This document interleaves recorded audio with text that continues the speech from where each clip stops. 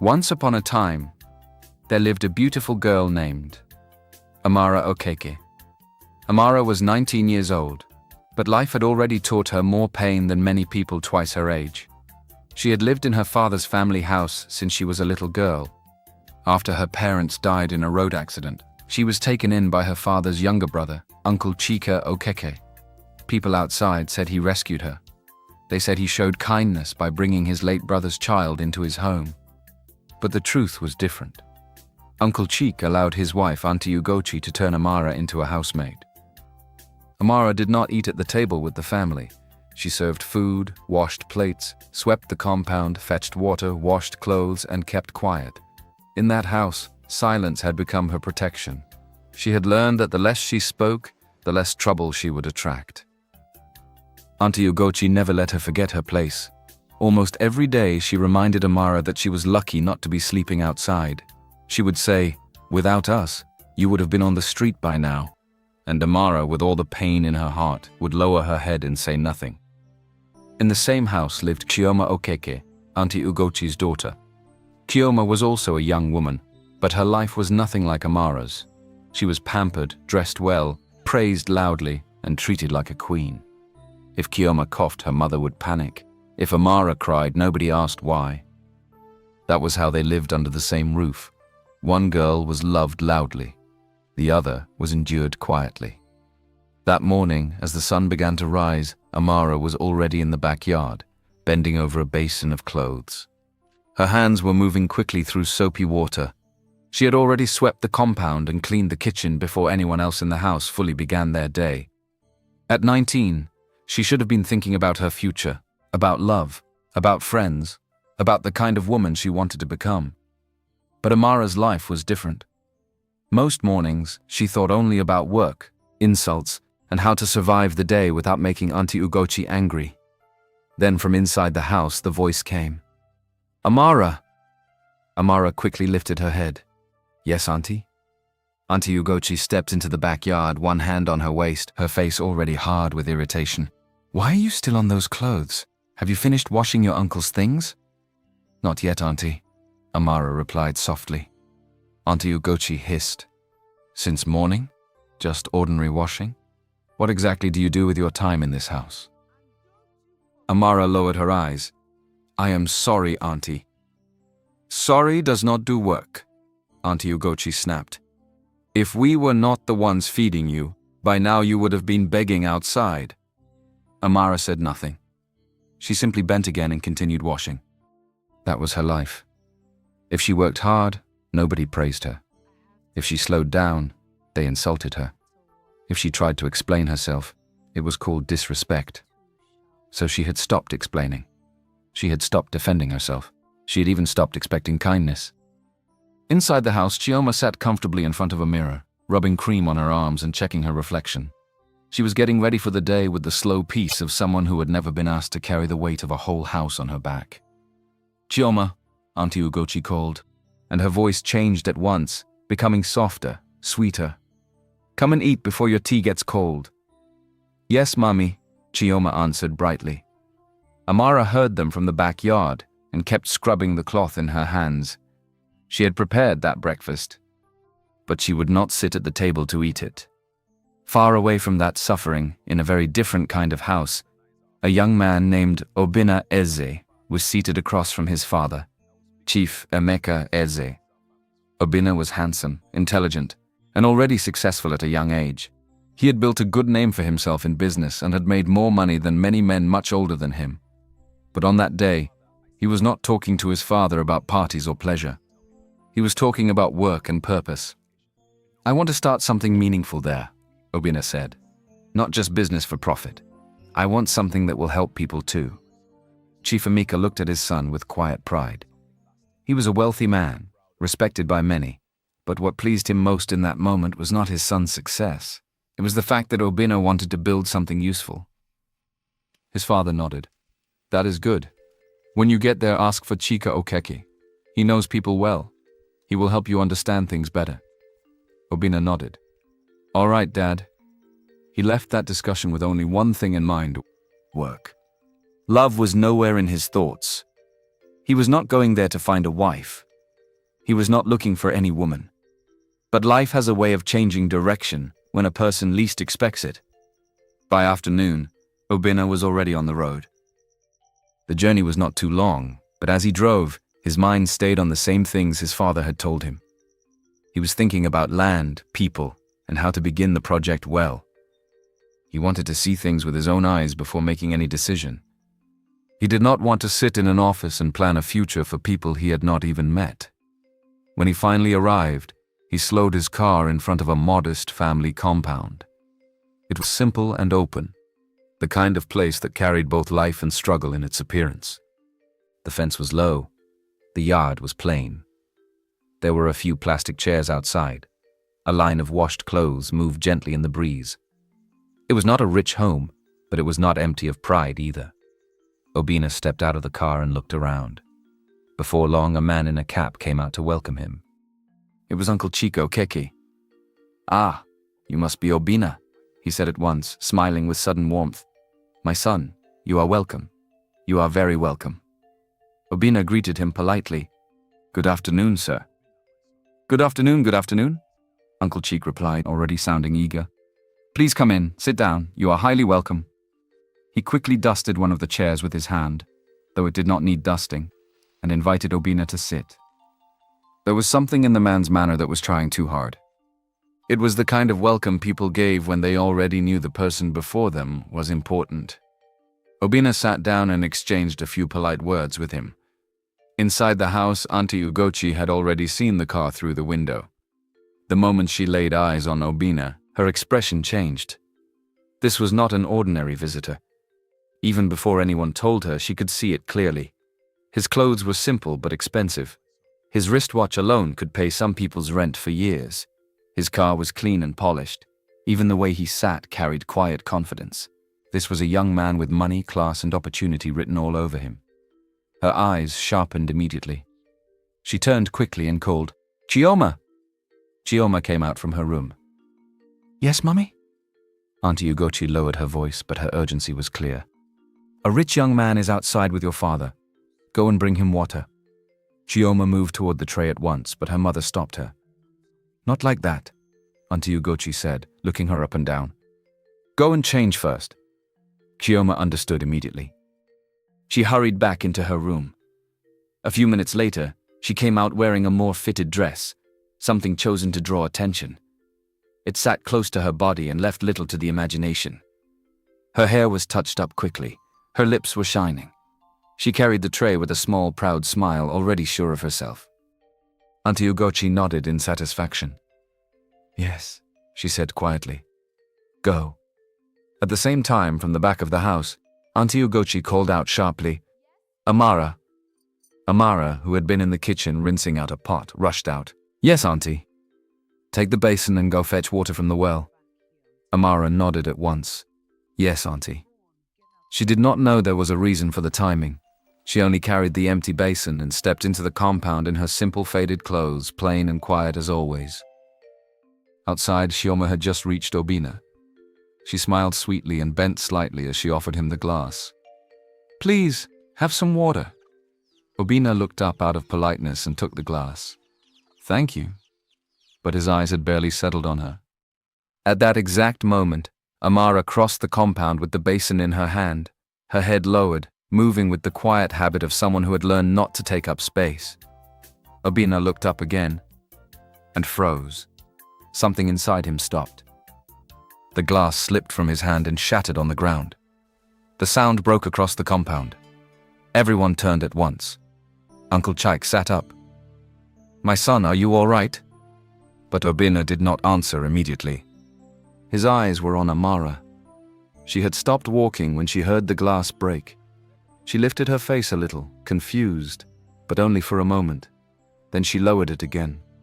She was used to being the reason for blame, even when she did not know what she had done. Chioma stood there with the tray in her hand, her smile gone. She had dressed to be noticed. She had come out expecting to make an impression, but this stranger had barely looked at her. His attention had gone to the quiet girl with the basin. For the first time in a long time, somebody was seeing Amara not as a servant, not as a burden, not as one more shadow passing through the compound, but as a young, beautiful woman. And Auntie Ugochi saw it too. She hated it instantly. Obinna finally bent and placed the unbroken part of the glass on the tray. "I'm sorry," he said quietly. "It slipped." "It's nothing. It's nothing," Uncle Cheek said quickly, though his own eyes had already followed the direction of Obinna's stare. Amara moved again and continued walking out of the compound. But something had already changed in the air. Kiyoma felt it. Auntie Ugochi felt it. Even Uncle Cheek felt it. The whole compound seemed to know that something unwanted had entered the day. After a few moments, Obinna sat back down. He tried to return to the discussion about his visit, but his mind was no longer fully there. He had come for work. He had come with plans in his head. Yet now a quiet face he had seen for only seconds was already pushing against all his thoughts. He looked once toward the gate where Amara had disappeared, then turned back to Uncle Cheek. "Who is that girl?" he asked calmly. The question landed heavily.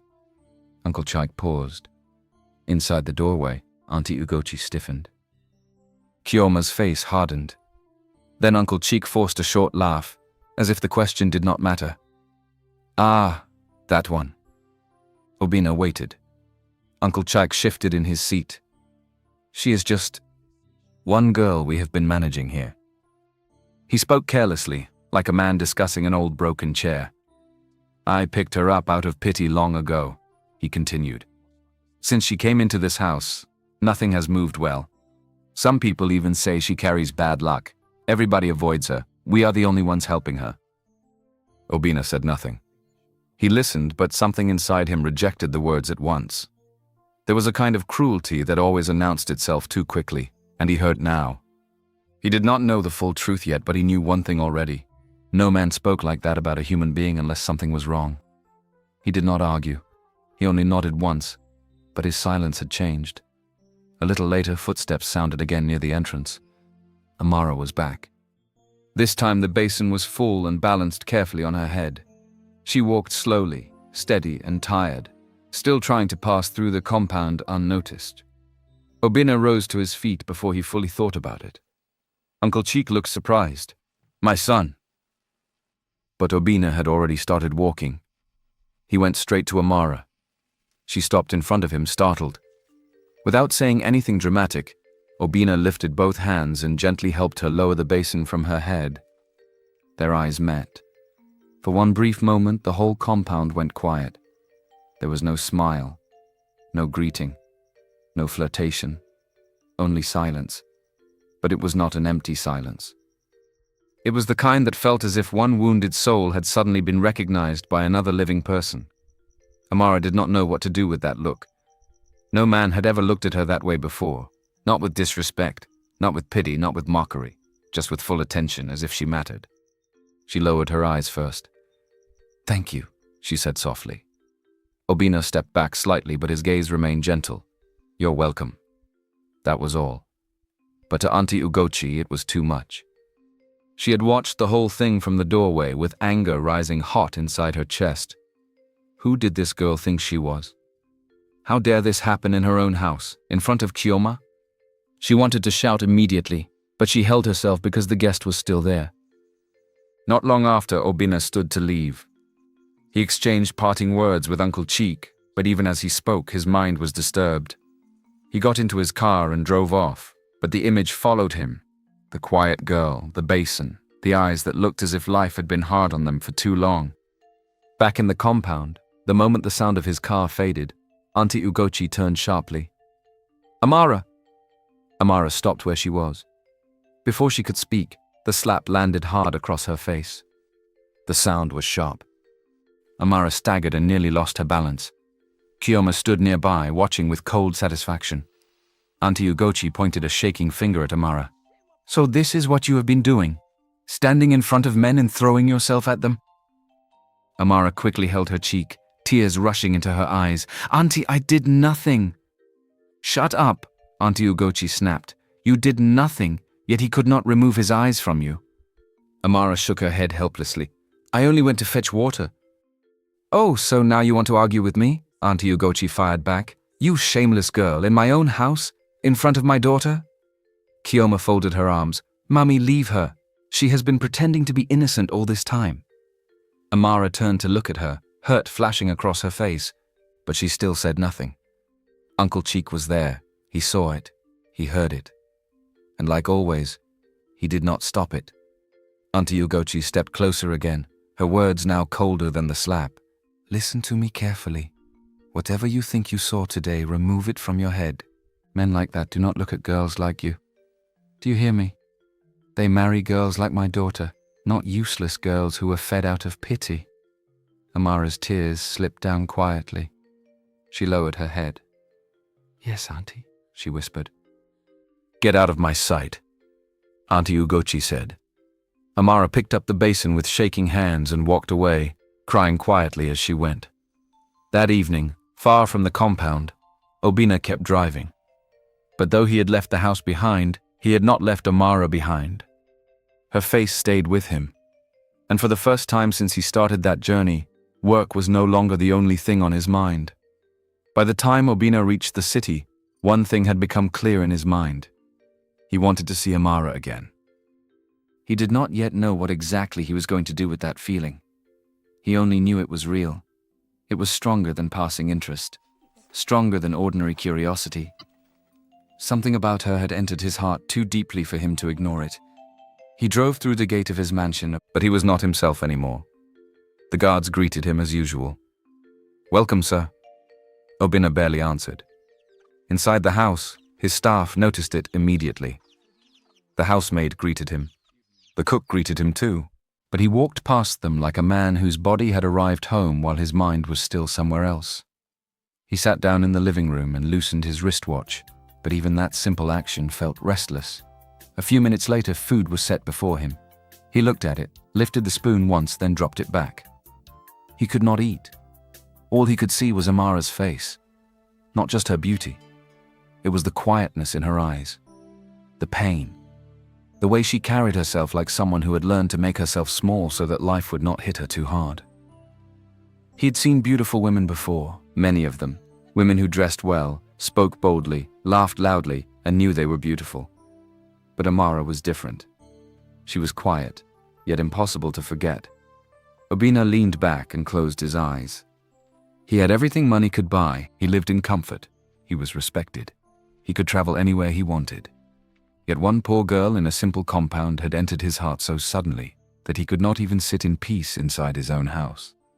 He opened his eyes, reached for his phone, and called the one person he normally spoke to when something refused to leave his mind. Justin, he said as soon as the call connected. I need to see you. His friend laughed lightly on the other end. You sound serious. What happened? Can you come out now? Justin paused, then said, All right, send the place. Not long after, the two men were seated across from each other in a quiet restaurant. Justin was Obinna's closest friend. He was the kind of man who enjoyed good food, jokes, and easy living. He knew Obinna well enough to tell when something was truly bothering him.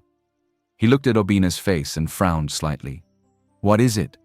You look like somebody collected peace on the road.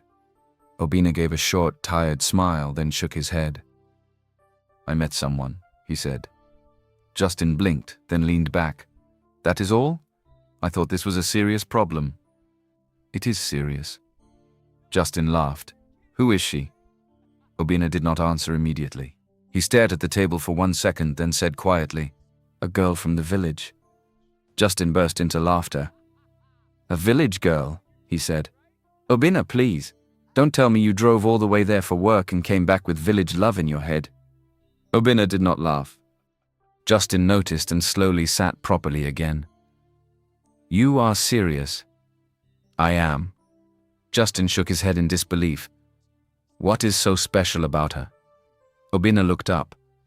For the first time since he arrived, there was something firm in his voice. I don't know how to explain it, he said. She is not just beautiful. There is something about her, the way she looks at the ground, the way she keeps quiet, the pain in her face. I have never seen anyone like her. Justin opened his mouth to joke again, but Obinna continued before he could. When I saw her, everything else disappeared. The girl they brought to serve me water was dressed to be noticed. I barely saw her. But Amara... He stopped for a moment, then shook his head. I cannot explain it. Justin raised his brows. Amara? That's not even all, Obinna said. The way they treated her in that house was wrong, very wrong. And since I came back, I have not had peace. Justin folded his arms. So what now? You want to rescue her? Or marry her after seeing her one time? Obinna's eyes hardened a little. Do not mock me. Justin lifted both hands. I'm not mocking you. I'm trying to understand. Obinna, you went there for work, not for this. You don't even know the girl. I want to know her, Obinna said at once. Justin stared at him. Obinna leaned forward. I am willing to go back there and stay for as long as it takes just to know her. Justin gave a dry laugh. You have truly lost your senses. Obinna said nothing. Justin studied him more carefully now. You mean this? Yes. For a moment the laughter left Justin's face. He could see that this was not one of Obinna's passing moods. He was troubled in a real way. Still, Justin did not understand it. All this for a girl you just saw in one compound? He asked quietly. Obinna looked away. Yes. Justin shook his head. My friend, be careful. Sometimes what looks deep is only shock. Give yourself time. But Obinna was already shaking his head. No. This did not feel like confusion anymore. It felt like certainty. He stood up not long after and picked up his keys. Justin looked up. You're leaving already? Yes. Are you angry? Obinna gave a short breath. I came to speak to someone who knows me, but you think this is a joke. Justin said nothing. Obinna looked at him one more time. It is not a joke. He turned and walked out, more certain than ever that what he felt was real. While Obinna was being consumed by thoughts of her, life in Uncle Cheek's compound was getting worse for Amara. Auntie Ugochi had not calmed down after Obinna's visit. If anything, her anger had only grown. She had become obsessed with punishing Amara for one simple thing: being noticed.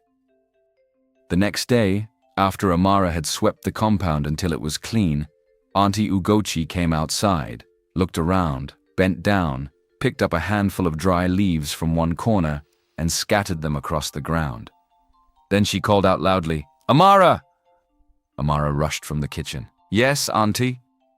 What is this? Auntie Ugochi demanded, pointing at the floor. Is this your idea of sweeping?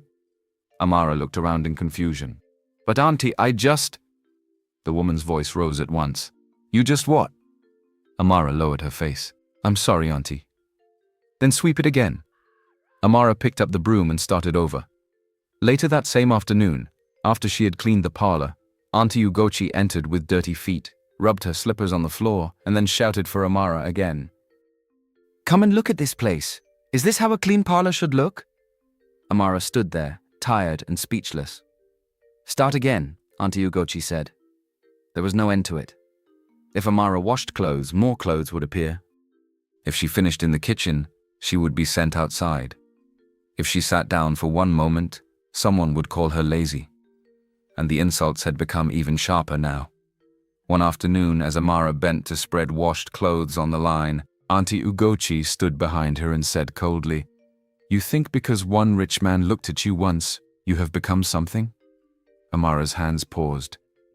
I did not do anything, she said quietly. Auntie Ugochi laughed harshly. That is exactly your problem. Girls like you do not need to do much. You only stand there and look innocent. But let me tell you now, no rich man will ever marry a girl like you. Never. Inside the house, Chioma heard those words and said nothing. She liked hearing them. They made her feel safe. Then one night after dinner, when the compound had already grown dark, Auntie Ugochi called Amara again. Take the basin and go and fetch fresh water. Amara looked up in shock. Now? Yes, now. Auntie, the well is already closed. I did not ask you for story. I said go and fetch water. Amara swallowed. People do not go there this late. Auntie Ugochi stepped closer. So now you want to teach me what people do? Go. Amara took the basin and left. Outside, the road was dim and quiet. By the time she reached the well, it was exactly as she feared. It was already shut. There was nothing she could do. She stood there for a moment in the darkness, hugging the empty basin to herself, then turned back slowly. When she reached the house, she knocked gently. "Auntie." No answer. She knocked again. "Auntie Ugochi." The voice came from inside, hard and cold. "Did you bring the water?" "No, Auntie. The well was already—" "Then go back there." "Auntie, it is closed." There was silence for 1 second. Then the answer came. "If you do not bring water, you will not enter this house." Amara's eyes filled at once. "Auntie, please." But the door remained shut. She stood there for some time, knocking softly, begging, pleading. Nobody opened. In the end, she turned the empty basin upside down, sat on it beside the door, and cried quietly into the night. The air was cold. Her body ached. But what hurt most was not the cold. It was the knowing. The knowing that inside that house were people who could hear her crying and still sleep. By morning, no one asked if she had slept. No one asked if she was cold. No one even looked surprised to see her there.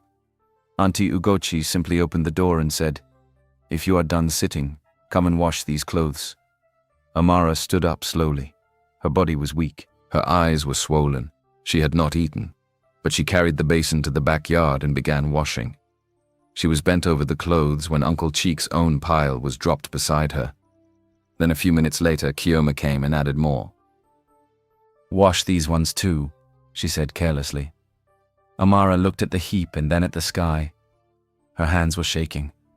For the first time, tears fell into the soapy water as she whispered, "Papa, Mama, why did you leave me in this family?" Her voice broke. "Why did you leave me alone like this?" She lifted her face fully to the sky now, tears running freely. "If you can hear me, please come and carry me too. I am tired. I am tired." Then she lowered her head and kept washing. A few days later, Obinna returned. This time he did not come only for a short visit. He came to stay for a while in his father's old big house nearby. The house was spacious, comfortable and quiet, but comfort was not why he had come. He wanted to see Amara again. The next morning, just after sunrise, he went toward the river. And there she was. Amara was bending near the water, filling her basin carefully. She looked up when she heard footsteps. The moment she saw him, she froze.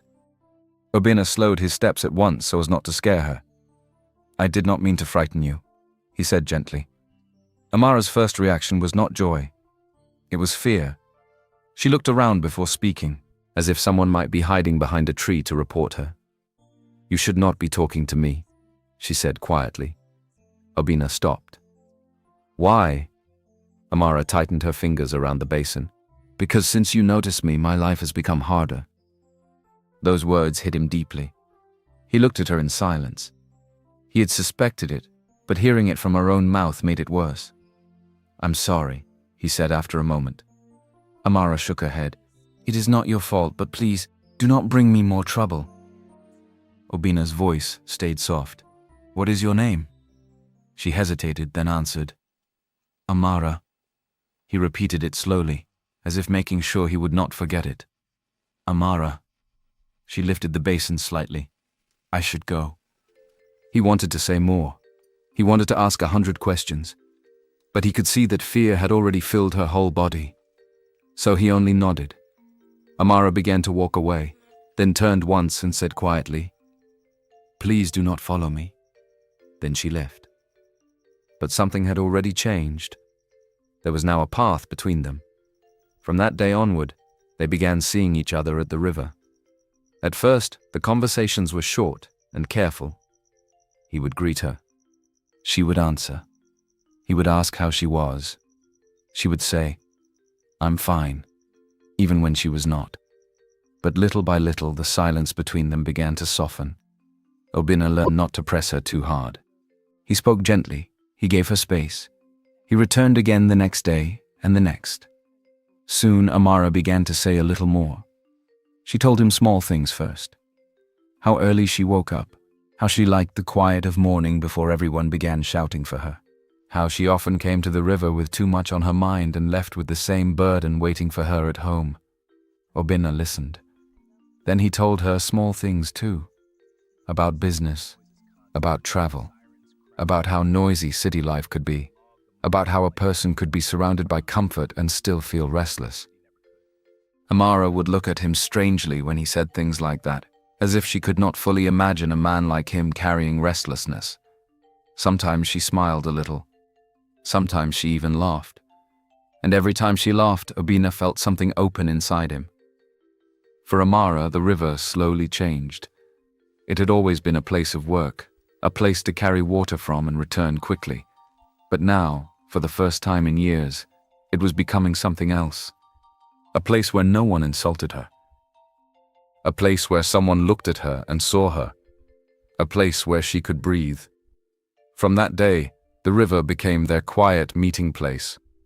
Amara still came there to fetch water, but now there was always a part of her that looked up before she reached the bank, just to see if Obinna was already there. Sometimes he would be waiting. Sometimes he would arrive a few minutes after her. And each time their eyes met, something small and warm would rise in her chest, before fear quickly followed it. One morning, they were standing under the shade of a tree near the river, talking in low voices. Obinna had said something about how he almost missed an important meeting because he was thinking of her, and for the first time Amara laughed freely. It was not a small smile. It was a real laugh, the kind that came from somewhere deep and surprised even her. Obinna stared at her for a moment. "What?" she asked, suddenly shy. He shook his head slowly. "Nothing. I was just thinking that your face changes when you laugh." Amara looked down at once. "Is that a bad thing?" "No," he said softly. "It is a beautiful thing." Before she could answer, another woman passed not too far from them with a bundle of firewood on her head. Her name was Nkem. She was one of those women who never carried news without adding pepper to it. She slowed her steps a little when she saw them, but she did not greet them. She only looked once, then twice, and kept walking. By the time Nkem reached the compound, the small thing she had seen at the river had already turned into a full story in her mouth. She rushed in, breathing hard, and called out, "Auntie Ugochi! Auntie Ugochi!" Auntie Ugochi came out at once. "Why are you shouting my name like that?" Nkem lowered her voice, but her face was full of excitement. "That you're Amara." Auntie Ugochi's eyes narrowed immediately.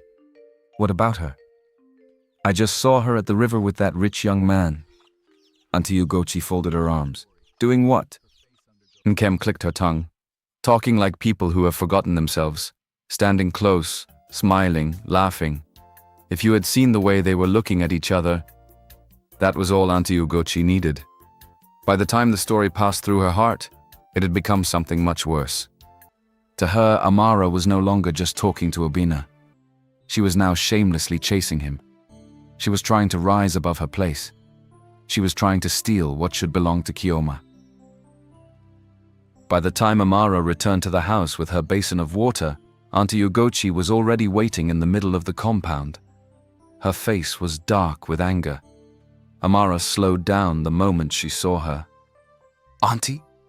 Before she could say anything else, Auntie Ugochi grabbed the basin from her head and poured the whole water over her. Amara gasped. The water ran down her clothes, her face, her hair, and dropped to the ground around her feet. Kioma, who had been standing near the doorway, watched with hard eyes. Auntie Ugochi pointed at Amara in fury. "So this is what you have turned into? A shameless girl who runs after men at the river?" Amara wiped water from her face, shocked and trembling. "Auntie, I did not run after anybody." "Shut your mouth," Auntie Ugochi shouted. "You think I do not hear things in this village?" Amara shook her head quickly. "We were only talking." That was enough. "Only talking," Auntie Ugochi repeated with bitter laughter. "You, this girl, you have started speaking to rich men now, in my house, under my nose." Then the insults came. They came one after another, sharp and ugly. She called Amara useless. She called her cheap. She called her a shameless orphan trying to force herself into places she did not belong. Amara stood there, soaked, humiliated, and shaking. Then Auntie Ugochi bent down, picked up 2 canes lying near the wall, and raised one of them. "Today," she said, "I will teach you a lesson you will never forget." Amara stepped back at once. "Auntie, please." But before the cane could come down, a firm voice cut through the air. "That is enough." Everyone turned. Obinna was standing just inside the compound. He had followed from a distance after leaving the river because something in Amara's face had told him she was afraid of going home. He had not planned to step in unless he had to. Now he had to. He walked forward, calm but furious, and stopped between Auntie Ugochi and Amara. Auntie Ugochi was stunned. "My son!" "I said enough," Obinna repeated.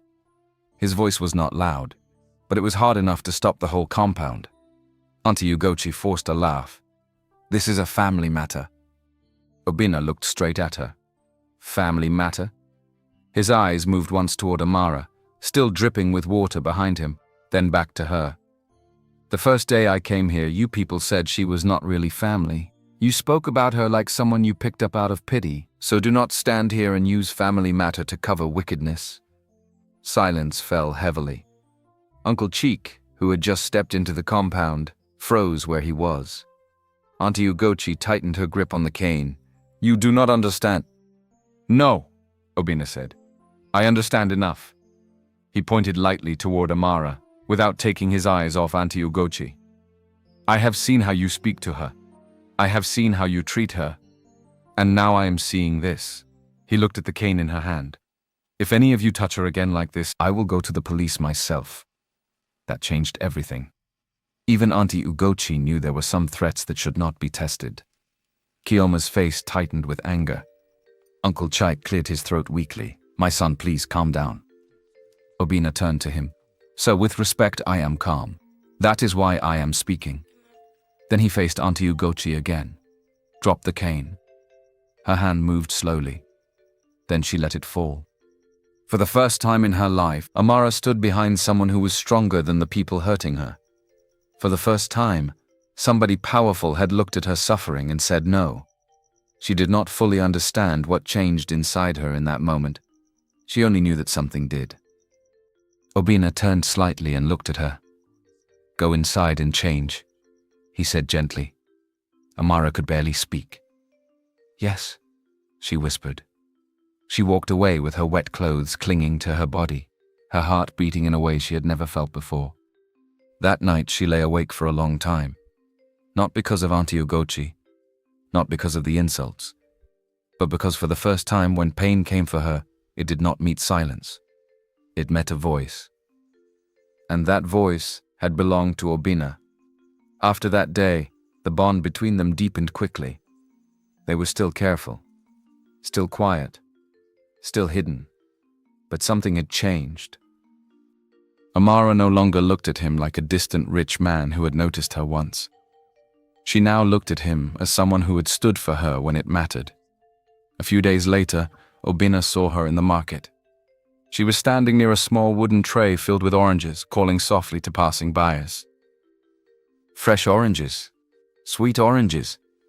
Her voice was not loud enough to compete with the market noise, but she kept trying. Obinna stopped in front of her.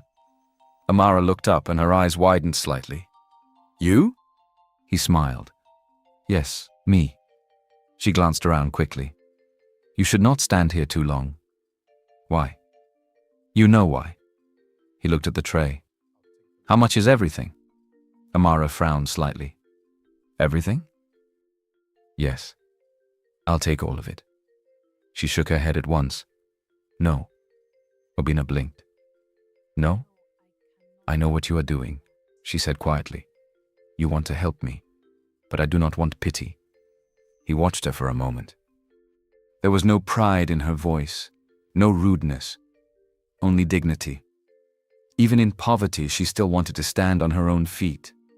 That touched him more deeply than he expected. So he smiled and nodded. "All right. Then sell to me the way you would sell to any other person." Amara hesitated, then picked out a few good oranges and told him the price. He paid without arguing. As she handed them to him, he said softly, "You always fight for your dignity, don't you?" Amara looked down. "If I lose that too, then what do I have left?" Obinna said nothing for a moment. Then he took the oranges and walked away with even more respect for her than before. Their meetings at the river continued. The talks became easier. The smiles lasted longer. Obinna no longer spoke to her like a man doing charity. He spoke like a man who had found someone he truly wanted to understand. And Amara, little by little, began to relax in his presence. One evening, the sky was turning soft and gold over the river, when Obinna looked at her for a long time and said, "Amara, I need to tell you something." She turned to him slowly. He took one breath. "I love you." Amara's fingers tightened around the edge of her basin. She said nothing. Obinna stepped a little closer. "I am not here to play with you," he said. "I did not come looking for this, but now that it is here, I cannot pretend. I love you. I want something real." Amara's eyes filled at once, not because she was happy first, but because she was afraid. Life had not trained her to trust joy. It had trained her to fear it. She looked away and said softly, "Do you know what you are saying?" "Yes. I am not Kioma. I am not the kind of girl men choose in front of everybody. I know exactly who you are," he said, "and I am choosing you." Amara swallowed hard. Her voice shook. "It is easy for you to say that now, but if I believe you and this goes wrong..." She stopped and lowered her head. "I do not know if my heart can survive it." Obinna's face softened. "I understand," he said. "That is why I am telling you the truth. Not sweet words, not lies. The truth." Amara looked into his eyes for a long moment. There was something steady there, something she had never seen in the eyes of people who spoke to her with pity or cruelty. And slowly, against the fear that had guarded her heart for years, she nodded. "Yes," she whispered. Obinna's face lit up with a quiet joy that almost looked boyish. He reached for her hand carefully, as if giving her one last chance to pull away. She did not. From that day, they were no longer just two people who met at the river by chance. They were two people building a future in secret. Not long after, Obinna told her one evening, "I want to do things the right way. I want to meet your real family." Amara's expression changed at once. The light that had been growing in her eyes dimmed. Obinna noticed immediately. "What is it?" She looked down at the water before speaking. "My parents died in an accident when I was 6. Obinna's face softened. "Amara, I was the only one that survived." She paused, then added quietly, "Uncle Cheek is not just someone who helped me. He is my father's younger brother." Obinna stared at her. "What?" She nodded slowly. "He is my real uncle." For a moment, Obinna did not speak. He remembered clearly the first day he came to that compound. He remembered asking, "Who is that girl?" And he remembered exactly what Uncle Cheek had said. That they picked her up out of pity. That she was a burden. That she brought bad luck. His chest tightened with anger. Everything sounded uglier now. It meant they had hidden her identity on purpose. It meant they had taken the grief of a child who lost both parents and turned it into a life of shame. It meant Amara had not only been abused by strangers, she had been abused by her own blood. Obinna looked at her again, and what he felt grew deeper than love. This was no longer only about wanting her. It was now about correcting something terribly wrong. The next day he went straight to Uncle Cheek's house. Uncle Cheek welcomed him again, but there was tension in the air this time. Auntie Ugochi came out too. Kioma stood not far away. Obinna did not waste time. "I came to say something clearly," he said. "I want to marry Amara." The room went cold. For a second, nobody spoke. Then Uncle Cheek forced a weak smile. "My son, there are many girls in this world." "I know. So why put your eyes on that one?" Uncle Cheek asked. "That girl. Since she entered this house, things have not moved well. She brings bad luck." Auntie Ugochi quickly added, "If it is a wife you want, Kioma is here. She is well brought up. She can run a home. She knows how to present herself.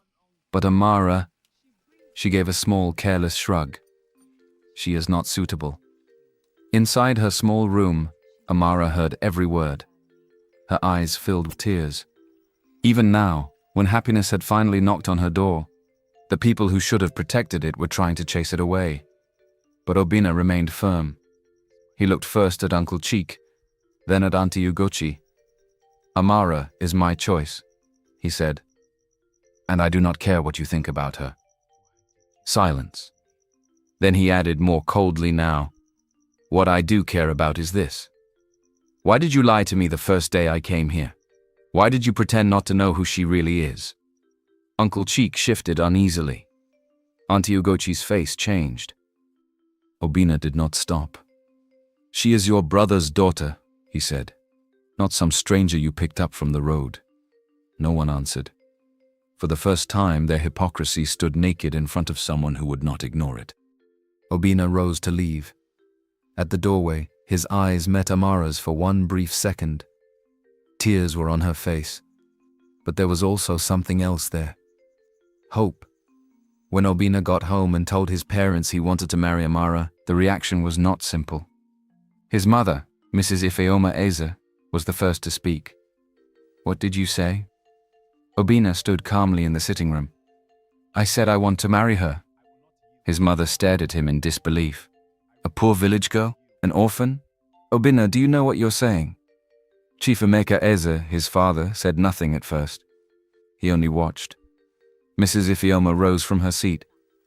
"What about the daughter of Chief Okafor? What about the families we have known for years? Is this how you want to throw away sense and follow emotion?" Obinna's jaw tightened. "This is not about throwing away sense. I love her." His mother gave a short, bitter laugh. "Love? Since when did love become enough for marriage in a family like this?" Chief Emeka finally spoke, his voice low. "Let him finish." Mrs. Ifeoma sat back down reluctantly. Obinna then explained everything. The first meeting, the way Amara was treated, the truth about her parents, the lies in that house, the way he had come to know her. His mother was still not moved. "All I am hearing," she said, "is trouble. That kind of background brings trouble." But Chief Emeka kept listening quietly. A few days later, without making noise about it, he decided to visit and see things for himself. When he got there and met Amara, he noticed two things immediately. The first was that the girl was naturally respectful, calm, and decent. The second was that something about that house was wrong. He saw it in the way Amara stood slightly apart, like someone used to taking permission with her own breath. He saw it in the way Auntie Ugochi watched her too closely. He saw it in the tension under the smiles. By the time he left, Chief Emeka was no longer looking at Amara as just a poor girl from a difficult home.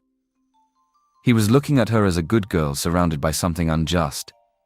And though he did not speak his full thoughts immediately, one thing had begun to change. Obinna no longer stood alone. But his mother, Mrs. Ifeoma Eze, was still not convinced. Chief Emeka had returned from the visit with a troubled mind. He had seen enough to know that something was wrong in Uncle Cheek's house.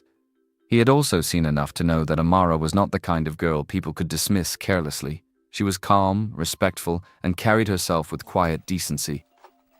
But Mrs. Ifeoma was not ready to accept that. For her, love was not enough. Background still mattered. Family still mattered. The home a girl came from still mattered. So when Obinna told them again that he wanted to marry Amara, Mrs. Ifeoma looked at him and said, "I will go and see her myself."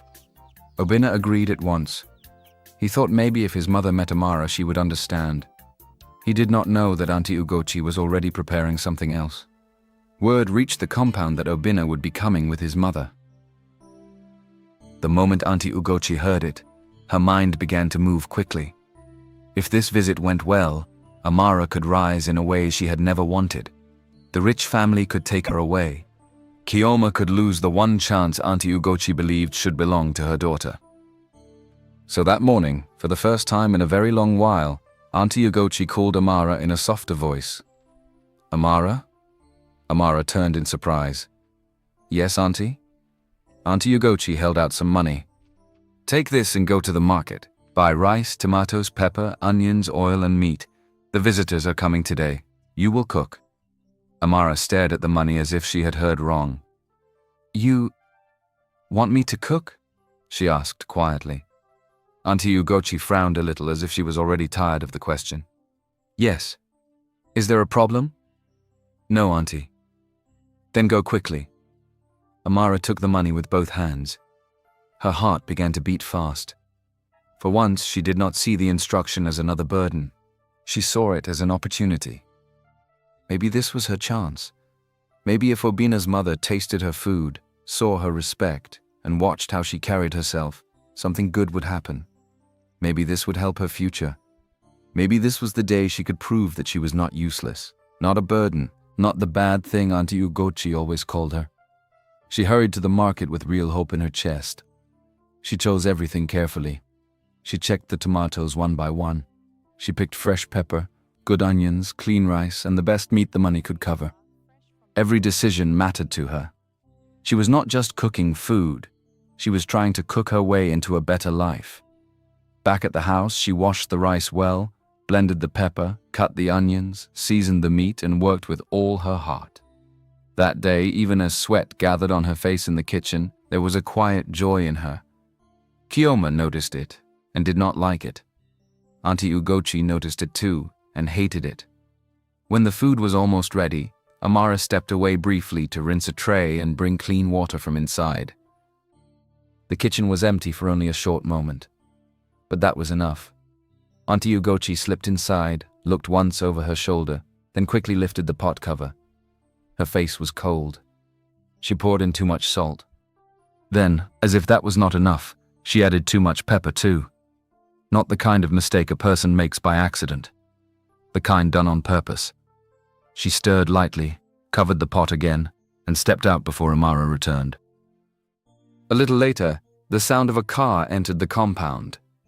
Obinna had arrived with his mother. Mrs. Ifeoma came down from the car looking neat and composed. She carried herself with the quiet pride of a woman used to respect. Her eyes moved carefully around the compound before settling on the people coming to welcome her. Uncle Cheek greeted her warmly.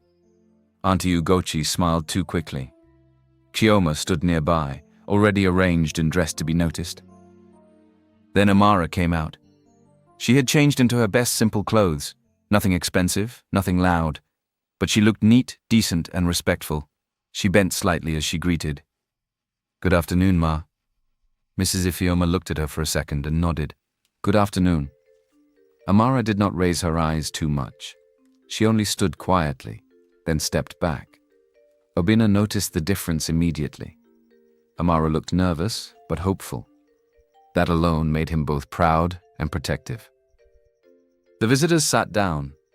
A few polite words were exchanged. Uncle Cheek spoke more than necessary. Auntie Ugochi kept smiling too hard. Chioma sat in a way that made sure she could not be ignored. But Obinna's mother was not paying much attention to Kiyoma. Her eyes kept returning to Amara. She noticed the girl's quietness. She noticed the respect. She noticed the way Amara stood with care, as if one wrong move could bring trouble. Then Auntie Ugochi said, "Amara, bring the food." Amara quickly went inside and brought it out with both hands. She set everything carefully. The rice looked good. The stew smelled rich. To anyone looking from the outside, it was a well-prepared meal.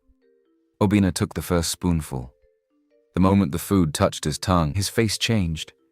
He stopped chewing. Mrs. Ifeoma tasted hers too. At once she coughed. The food was terrible. Too much salt. Too much pepper. It was not just bad. It was impossible to eat. The air in the compound changed immediately. Auntie Ugochi jumped into the moment, like someone who had been waiting for it. "Ah!" she cried. "What is this?" Amara froze. Mrs. Ifeoma set down her spoon, her face tight. Obinna looked from his plate to Amara. Auntie Ugochi rose halfway from her seat and began shouting, "Amara! What kind of nonsense is this? Are you trying to disgrace us?" Amara's lips parted. "Auntie, Do not speak," Auntie Ugochi snapped. "You cannot even cook ordinary food for visitors?" Uncle Cheek looked uncomfortable but said nothing. Chioma lowered her face slightly to hide the satisfaction in her eyes. Amara stood there, confused and shaken. She knew what she had cooked. She knew it had not tasted like this. Still, in that moment, the whole compound was looking at her as if she had ruined everything. Auntie Ugochi picked up the spoon and pushed it toward her. "Taste it." Amara's hands shook as she took the spoon. She put the food into her mouth. The taste hit her immediately. Her eyes widened. The food was badly spoiled. Salt and pepper sat in it like punishment. Tears rushed into her eyes at once. She knew she had not cooked it that way. But how could she prove it? She stood there in front of everybody, holding the spoon like a child being punished for a crime she did not commit.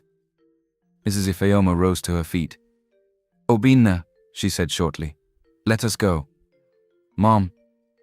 "I said, let us go." Obinna stood up slowly, disturbed and confused. He looked once at Amara. She was still standing there with tears in her eyes, too shocked even to defend herself. He knew something was wrong.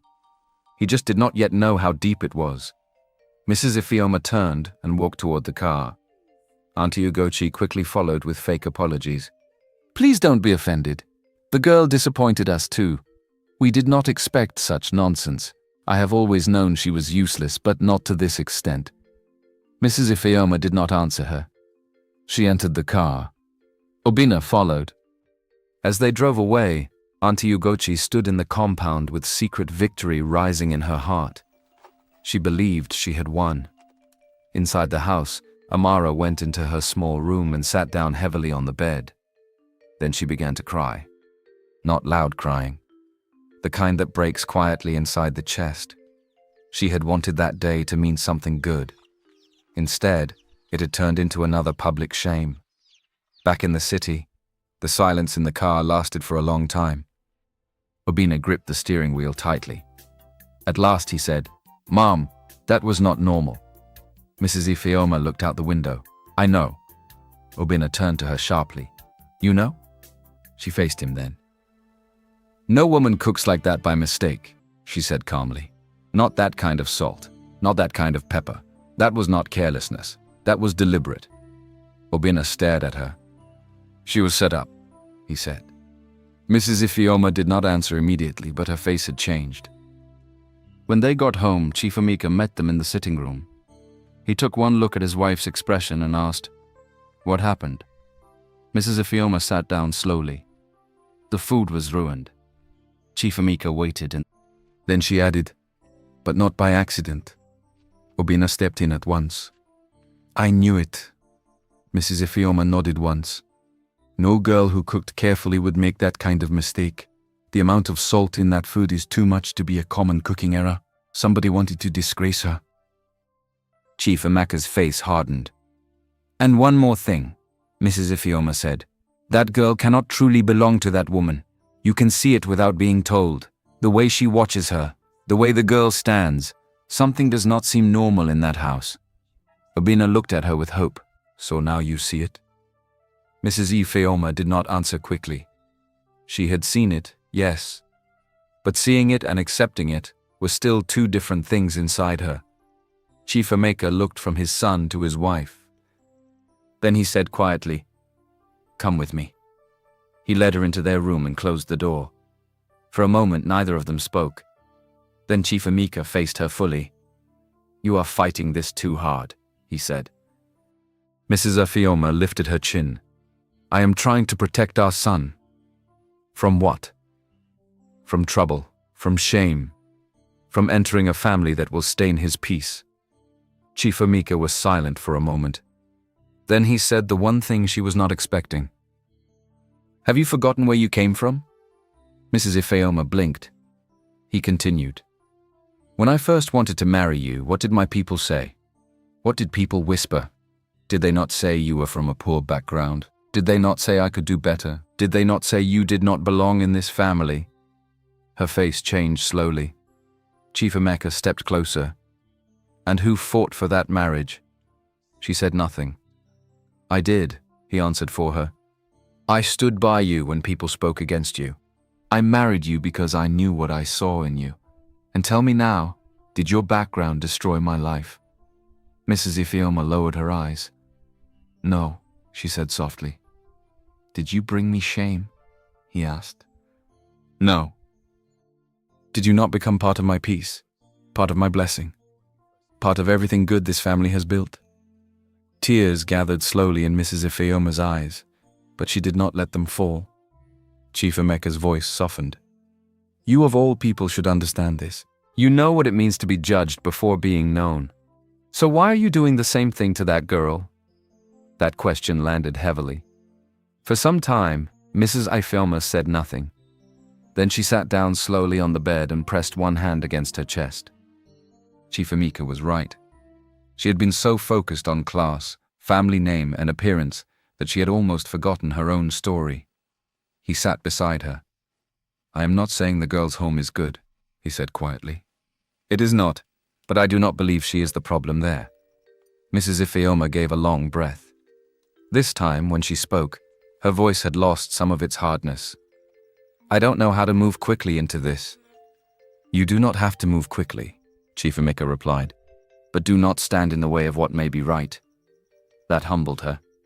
Not all at once. Not like magic. But enough. Enough for silence to replace opposition. Enough for her resistance to begin to loosen. Later that evening, Obinna was called into the sitting room again. This time, both his parents were there. Chief Emeka looked at him and said, If this is truly your decision, then do it properly. Obinna stared at him for a moment. Dad? Chief Emeka nodded. Prepare the bride price the right way. No half measures. No hidden games. Relief flooded Obinna's face. He looked toward his mother. Mrs. Ifeoma did not smile fully, but she did not object either. That was enough for him to understand that something had shifted. Thank you, he said, his voice thick with emotion. Then, as if one joy had opened the door for another, he remembered the news he had been carrying. There is something else, he said. His parents looked at him. My company received a major recognition this week. We also secured a strong financial boost for the next phase. Chief Emeka's face lit up with pride. He stood up and embraced his son. My son, he said, you have done well. Even Mrs. Ifeoma's face softened truly now. For the first time that day, she looked at Obinna not as a stubborn son, but as a young man whose life was moving forward. Chief Emeka placed a hand on Obinna's shoulder. Go ahead and do what you must do. We will stand with you. That night, Obinna slept with a peace he had not felt in days. At last, things seemed to be moving in the right direction. Love had survived opposition. His father was on his side. His mother was no longer fighting him. His work was rising too. Everything looked like it was opening. And that was exactly when darkness entered. Back in the village, word reached Auntie Ugochi that the rich family had not turned away after all. Instead of retreating, they were preparing to move forward properly. The news hit her like fire. She sat still for a long moment. Then she rose. Her face had changed. This cannot happen, she said under her breath. Kioma looked at her uneasily. Mummy? But Auntie Ugochi was already thinking far beyond ordinary trouble now. If shame had not stopped Amara, and sabotage had not stopped Amara, then something stronger would have to do it. That evening, when the compound grew quiet, Auntie Ugochi wrapped a cloth around herself and slipped out alone. She did not take the main road. She followed a lonely, narrow path. The farther she walked, the more the air seemed to change. The path grew darker. The trees thickened. The sounds of normal life faded behind her. Ahead of her was a place people did not visit for good reasons. But Auntie Ugochi did not turn back. She kept walking. The path ahead of her was narrow and lonely. The farther she went, the less the road looked like something made for ordinary people. The trees became thicker. Their branches crossed over one another like hands trying to block out the sky. The air felt colder there, even though the night was not cold. The ground was uneven, full of twisted roots and broken branches. At one point, her wrapper brushed against something on the ground. She looked down and saw old animal bones. She paused for 1 second. Only 1 second. Then she kept walking. Her jealousy had already grown stronger than fear. In her heart, she kept repeating the same thing. I will not accept defeat. I will not sit and watch that orphan girl enter wealth while my own daughter remains here. I will not. At last, she reached a giant ancient tree standing deep inside the forbidden part of the forest. Its trunk was thick and dark, wider than two men standing side by side. It looked older than the whole village. Auntie Ugochi looked around once, then raised her hand and knocked 3 times on the tree. Nothing happened at first. Then the silence around her changed. It was not a sound exactly. It was more like the air had moved. From behind the tree, a tall figure stepped out. Its face was covered. Auntie Ugochi felt fear rise in her chest, but she kept her feet planted. The figure said nothing. It only lifted one hand and pointed deeper into the forest. Then it spoke in a low voice. From here you will close your eyes. Auntie Ugochi swallowed. The figure continued. If you open them before you are told, you will regret it. Her mouth went dry, but she nodded. She closed her eyes. A rough hand placed a dry stick into her palm. She held one end. The faceless guide held the other. Then the journey began. She walked with her eyes closed, following the pull of the stick, hearing only strange things around her.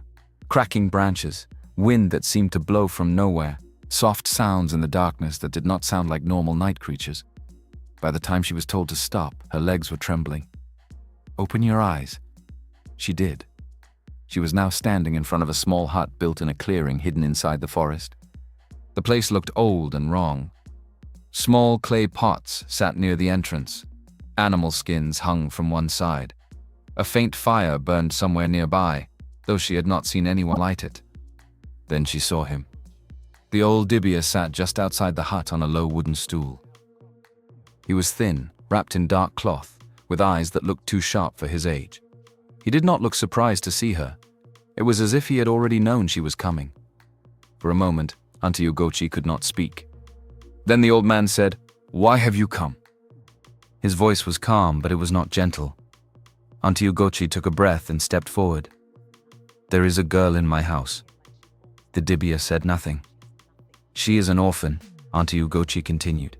"Poor, worth nothing, but a rich young man wants to marry her." The old man kept watching her. "My daughter is there too," she said. "My own daughter, the one who should enjoy such a blessing. But this girl wants to take it." Still, the old man did not speak. Auntie Ugochi's voice hardened. "I want the man to turn away from that girl and choose my daughter instead." The old dibia lowered his eyes briefly, then lifted them again. "That can be done," he said. The relief that rushed into Auntie Ugochi was almost immediate. But the old man lifted one finger. "Nothing is done for free." She nodded quickly. "I will pay." "It is not only money," he said. Then he asked her to come closer. From beside his stool, he brought out a small calabash covered tightly with red cloth. He placed it between them and spoke slowly, so there would be no mistake. "This water will not work by being poured carelessly like medicine into a sick man's mouth," he said. "The first time must be done with intention. Your daughter must be the one to serve him. It should enter his body through something he receives from her hand willingly." Auntie Ugochi listened closely. "After that," he continued, "it must continue for some time in small amounts, not enough to draw attention. Food, drink, a little at a time." She nodded again. The old man rested one hand on the calabash. "And when the girl enters his house, this calabash must be hidden in a place where they both sleep. Not openly. Not where any other hand will touch it carelessly." Auntie Ugochi's breathing had grown shallow. The old man's voice became lower. "For 41 nights after the marriage arrangement is secured, your daughter must not confess the truth no matter what happens. She must act like a wife chosen by love. If fear makes her speak too early, what has been tied can break badly." Auntie Ugochi frowned slightly. "What do you mean by badly?" The old man's eyes rested on her. "I mean trouble will return to the house that invited it." She looked away for a moment, then back. "What else?" "Every year," he said, "you will return here with an offering of gratitude while the union stands. Do not eat and forget the hand that fed you. And do not ever pour out what remains in the calabash carelessly on the ground near your house." Auntie Ugochi hesitated only briefly. The old dibia studied her face, then said one final thing. "If this is done, the man's heart will turn. His eyes will move where you want them to move, but understand this clearly. What is forced is never truly at peace." Auntie Ugochi did not care. Peace was not what she came for. Victory was. "I accept," she said. The old man uncovered the calabash for a moment, murmured words over it, then tied the cloth back around it and handed it to her. It felt small in her hands, too small for the damage it could do. "Go," he said. "Will it work?" she asked. The old man looked at her with tired eyes. "You did not come here for truth," he said. "You came for power. Take it and go." That was enough for her. She rose, took the calabash, and followed the faceless guide back out the way she had come. Before dawn, she was back in her room, hiding the calabash beneath old wrappers inside a locked box. By morning, she was already planning. A few days later, Obinna returned to Uncle Cheek's compound to continue the formal discussions about bride price and marriage rights. He came with respect. He came with seriousness. He came with no idea that darkness had already reached ahead of him. As soon as Auntie Ugochi heard that he had arrived, she moved quickly. She called Kiyoma into her room and locked the door. Kiyoma looked uneasy. "Mummy, what is it?" Auntie Ugochi uncovered the calabash and poured a little of the water into a metal cup, already prepared for drinking water. Kiyoma stepped back. "What is that?" "Do not ask too many questions," Auntie Ugochi said. "Just listen carefully. You will take this water to him. He must drink from your hand." Kiyoma stared at the cup.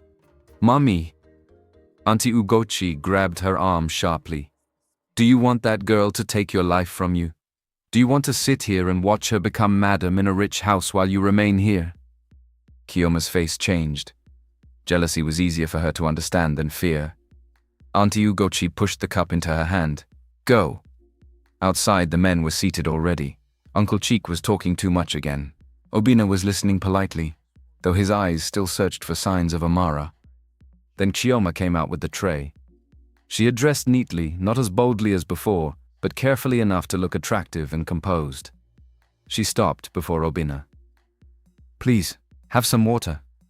Obinna accepted it without much thought and drank. Auntie Ugochi watched from inside the doorway, her heart beating hard. Nothing happened. Obinna did not jerk. He did not blink strangely. He did not suddenly turn and call Kiyoma's name. He simply drank the water and returned the cup. For one brief moment, panic entered Auntie Ugochi's heart. Had she gone into that dark forest for nothing? Had the old man cheated her? But before her fear could settle, Obinna spoke. "We should not delay things too much," he said.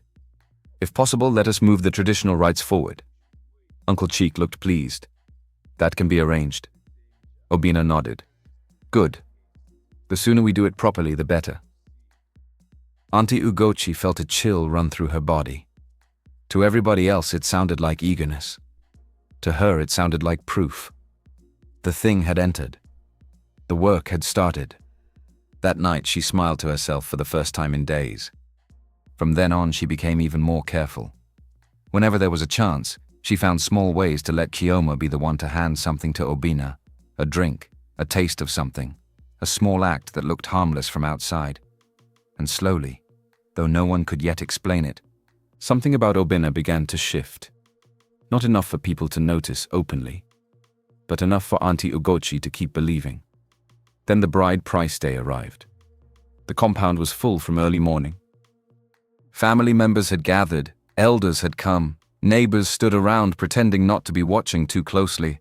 Obinna's people were present too, and there was movement everywhere. Inside her small room, Amara sat quietly while older women helped her dress. Her wrapper was simple but beautiful. Her blouse was neat. Her hair had been arranged carefully. She looked nervous, but underneath the fear was something she had not allowed herself to feel fully until that day. Hope. She believed this was the day her suffering would finally begin to end. Outside, Obinna sat among his people looking calm. Too calm. Now and then his eyes drifted, and there was a strange distance in them that nobody fully understood. But because this was a traditional occasion, people read his quietness as seriousness. Chief Emeka was there too, composed and observant. Mrs. Ifeoma sat beside him, not fully relaxed but present. As the rites continued, the elders spoke, kola nuts were presented, drinks were shared, and questions were asked in the old proper way. At last came the moment everyone had been waiting for. The bride would come out with a cup of palm wine to identify her husband. Inside the room, the women smiled and adjusted Amara's wrapper one last time. One of them said softly, "Go with joy, my daughter." Amara's hands trembled slightly as the cup was placed in them. Then she stepped out. The compound quieted. She walked slowly, her heart beating hard enough to shake her chest. Her eyes searched through the gathering until they found Obinna. He was there. This is it, she told herself. This is the day everything changes. She moved toward him, holding the cup carefully in both hands. People were smiling. Some were already murmuring with approval.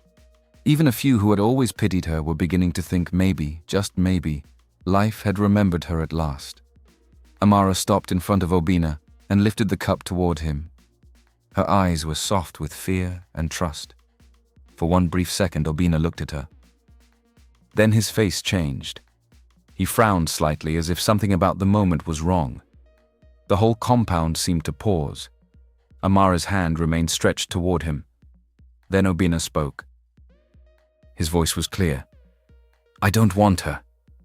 The words did not make sense at first. Amara blinked. Some of the elders frowned, thinking they had heard wrongly. But Obinna continued.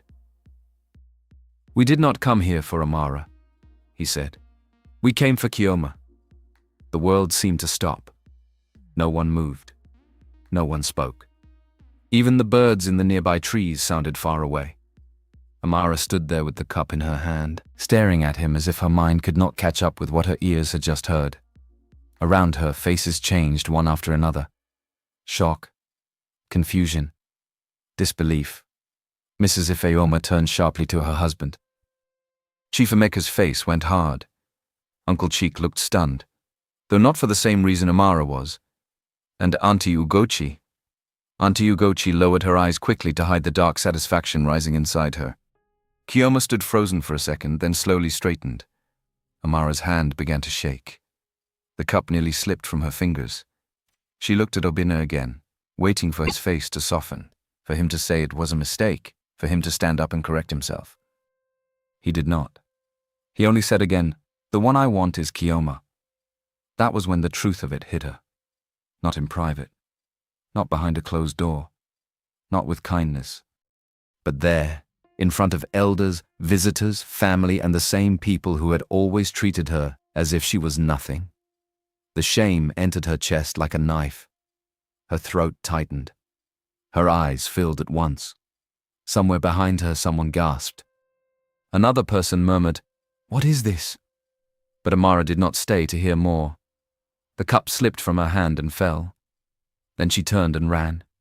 She ran past the women near the doorway, past the side of the house, past every stare, past every whisper. She ran with tears blinding her eyes and her heart breaking so loudly inside her that it felt as if the whole world must be hearing it. And behind her, the compound remained frozen in disbelief.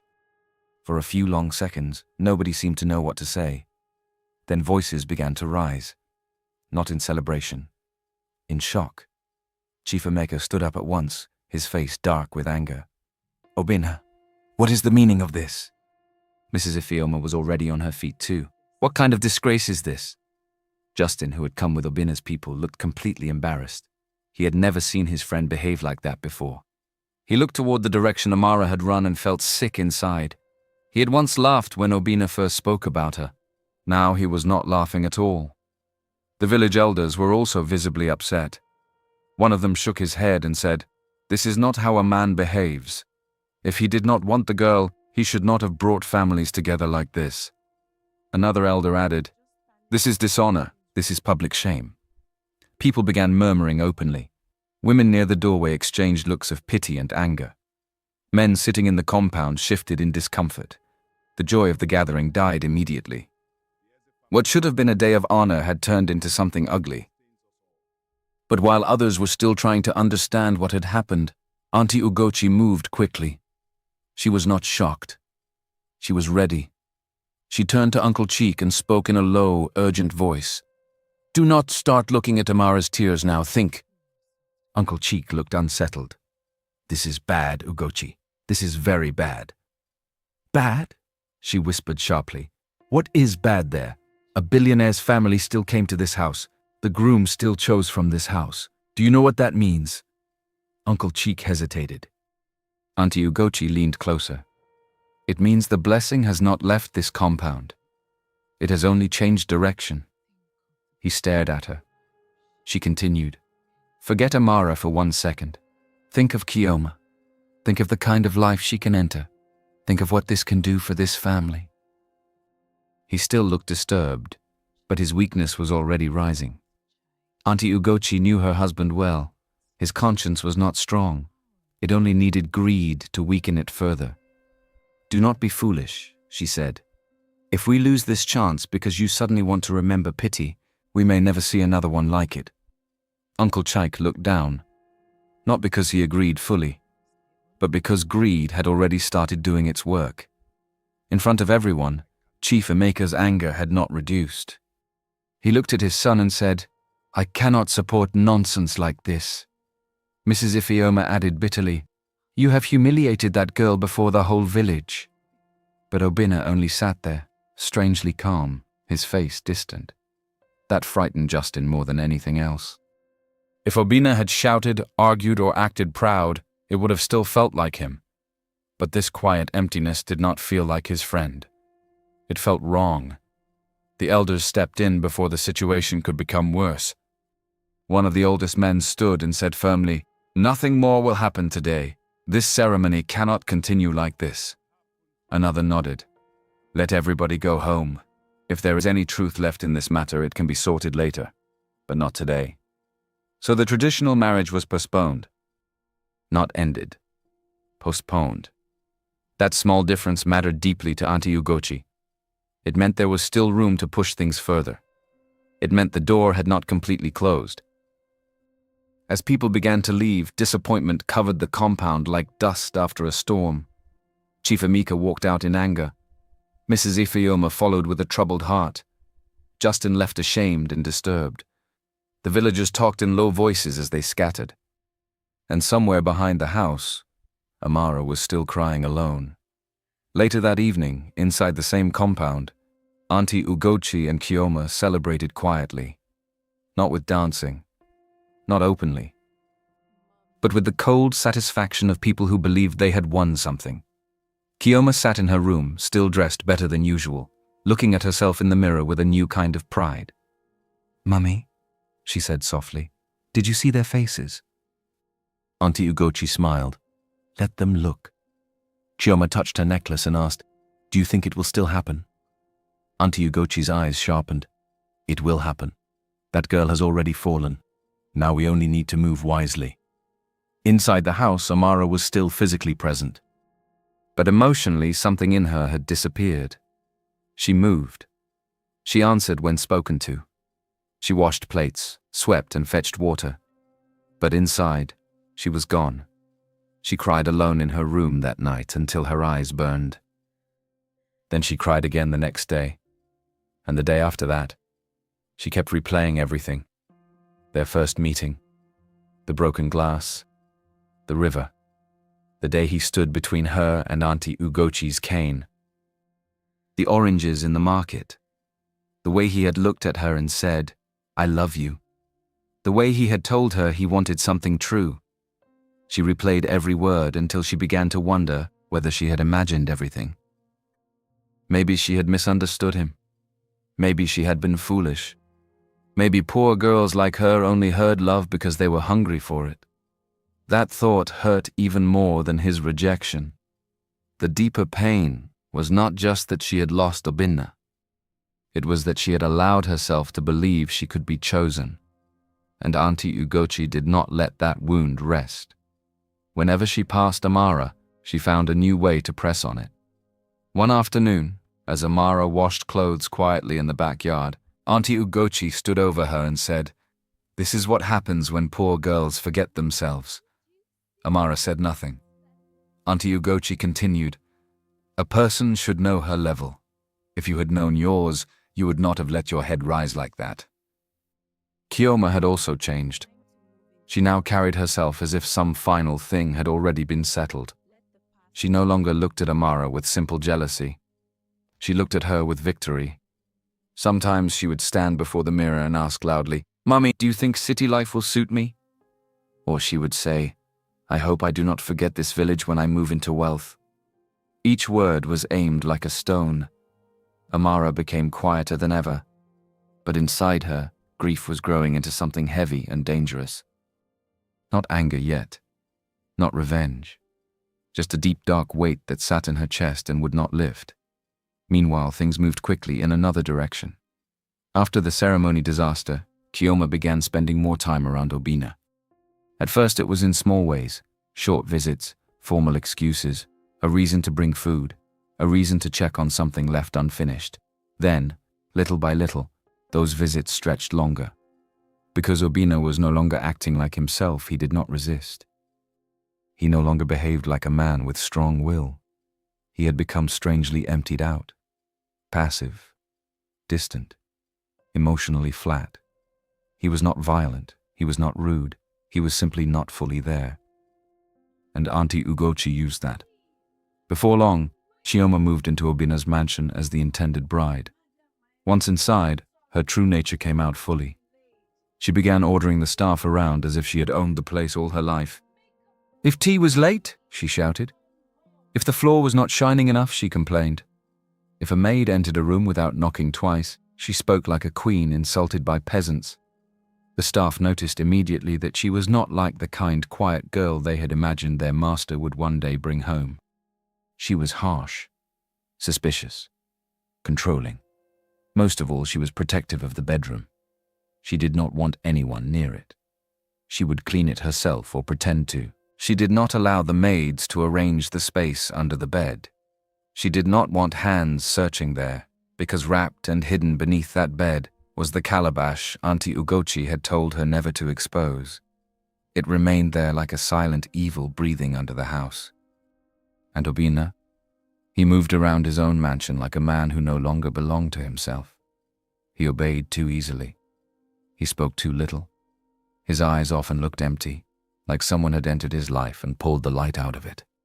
Sometimes he sat for long stretches without saying anything. Sometimes Kioma spoke to him sharply, and he simply nodded.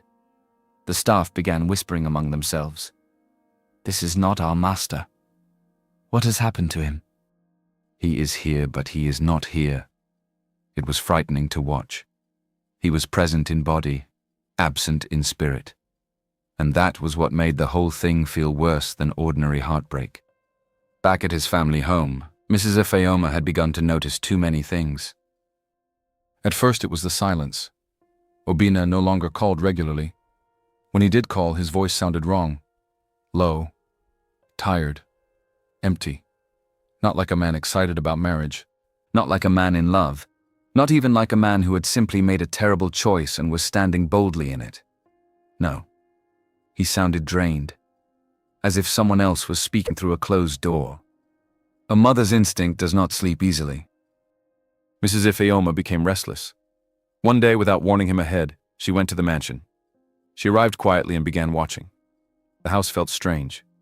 Not loud. Not violent. Just wrong. The staff greeted her carefully. Too carefully. Their faces carried the kind of fear people wear when they know something is off but do not know if speaking will cost them their jobs. Chioma came out smiling too brightly, pretending to be respectful. "Welcome, Ma," she said. Mrs. Ifeoma looked at her for a long second. "Where is Obinna?" "He is inside resting," Chioma answered quickly. Mrs. Ifeoma nodded and kept looking around. She noticed the tension in the house, the silence, the way even the air seemed tight. Later, when Chioma was distracted, one of the maids quietly came near Mrs. Ifeoma in the kitchen. The girl's voice was low. "Madam, Mrs. Ifeoma turned. Yes? The maid hesitated, then said, Please do not mention my name. Mrs. Ifeoma's face became still. Speak. The maid swallowed hard. Since Madam Chioma came, everything has changed. She controls the whole house. She talks to everybody anyhow. And Master? The girl shook her head. He does not behave like himself anymore. Mrs. Ifeoma's heart tightened. What do you mean? He just sits. He agrees. He does not even get angry the way a normal person would. It is like... The girl stopped. Like what? Like something is wrong with him. That confirmed her fear. Mrs. Ifeoma had already suspected it. Now she felt it more strongly. This was no longer ordinary romance gone bad. Something deeper was wrong. Something unnatural. She left that house with a heavy heart and drove straight to Uncle Chike's compound. If she could not find truth in her son's house, maybe she would find pain in the girl he had once loved. When she saw Amara again, her heart ached. The girl looked broken. Not only sad, broken. Her eyes had lost the soft light they once carried. She greeted politely as always, but the pain inside her was too obvious to hide. Good afternoon, Ma, Amara said quietly. Mrs. Ifeoma looked at her for a moment, then said gently, Come and sit with me. They sat in a corner where the others could not hear clearly. For a while, Mrs. Ifeoma said nothing. Then she spoke softly. I do not believe Obinna changed naturally. Amara lifted her eyes slowly. Tears gathered almost at once. Mrs. Ifeoma continued, I do not know everything yet, but I know my son. Something is wrong. Amara's lips trembled. Then why did he do that to me? Mrs. Ifeoma's own face tightened with pain. I do not know yet, but I will find out. That was the first time since the ceremony that Amara felt somebody speak to her pain without blaming her for it. Mrs. Ifeoma reached out and held her hand. I promise you, she said, I will fight for the truth. Amara lowered her head and cried quietly. Not loud, not dramatically. Just the tears of a person who had been carrying too much alone. After some time, Mrs. Ifeoma made up her mind. Pack a few things, she said. Come with me for now. Amara looked up in surprise. But before she could answer, Auntie Ugochi's voice cut through the air. Come with you where? Mrs. Ifeoma turned. Auntie Ugochi and Uncle Chike were already coming toward them. Mrs. Ifeoma rose calmly. She cannot remain here like this.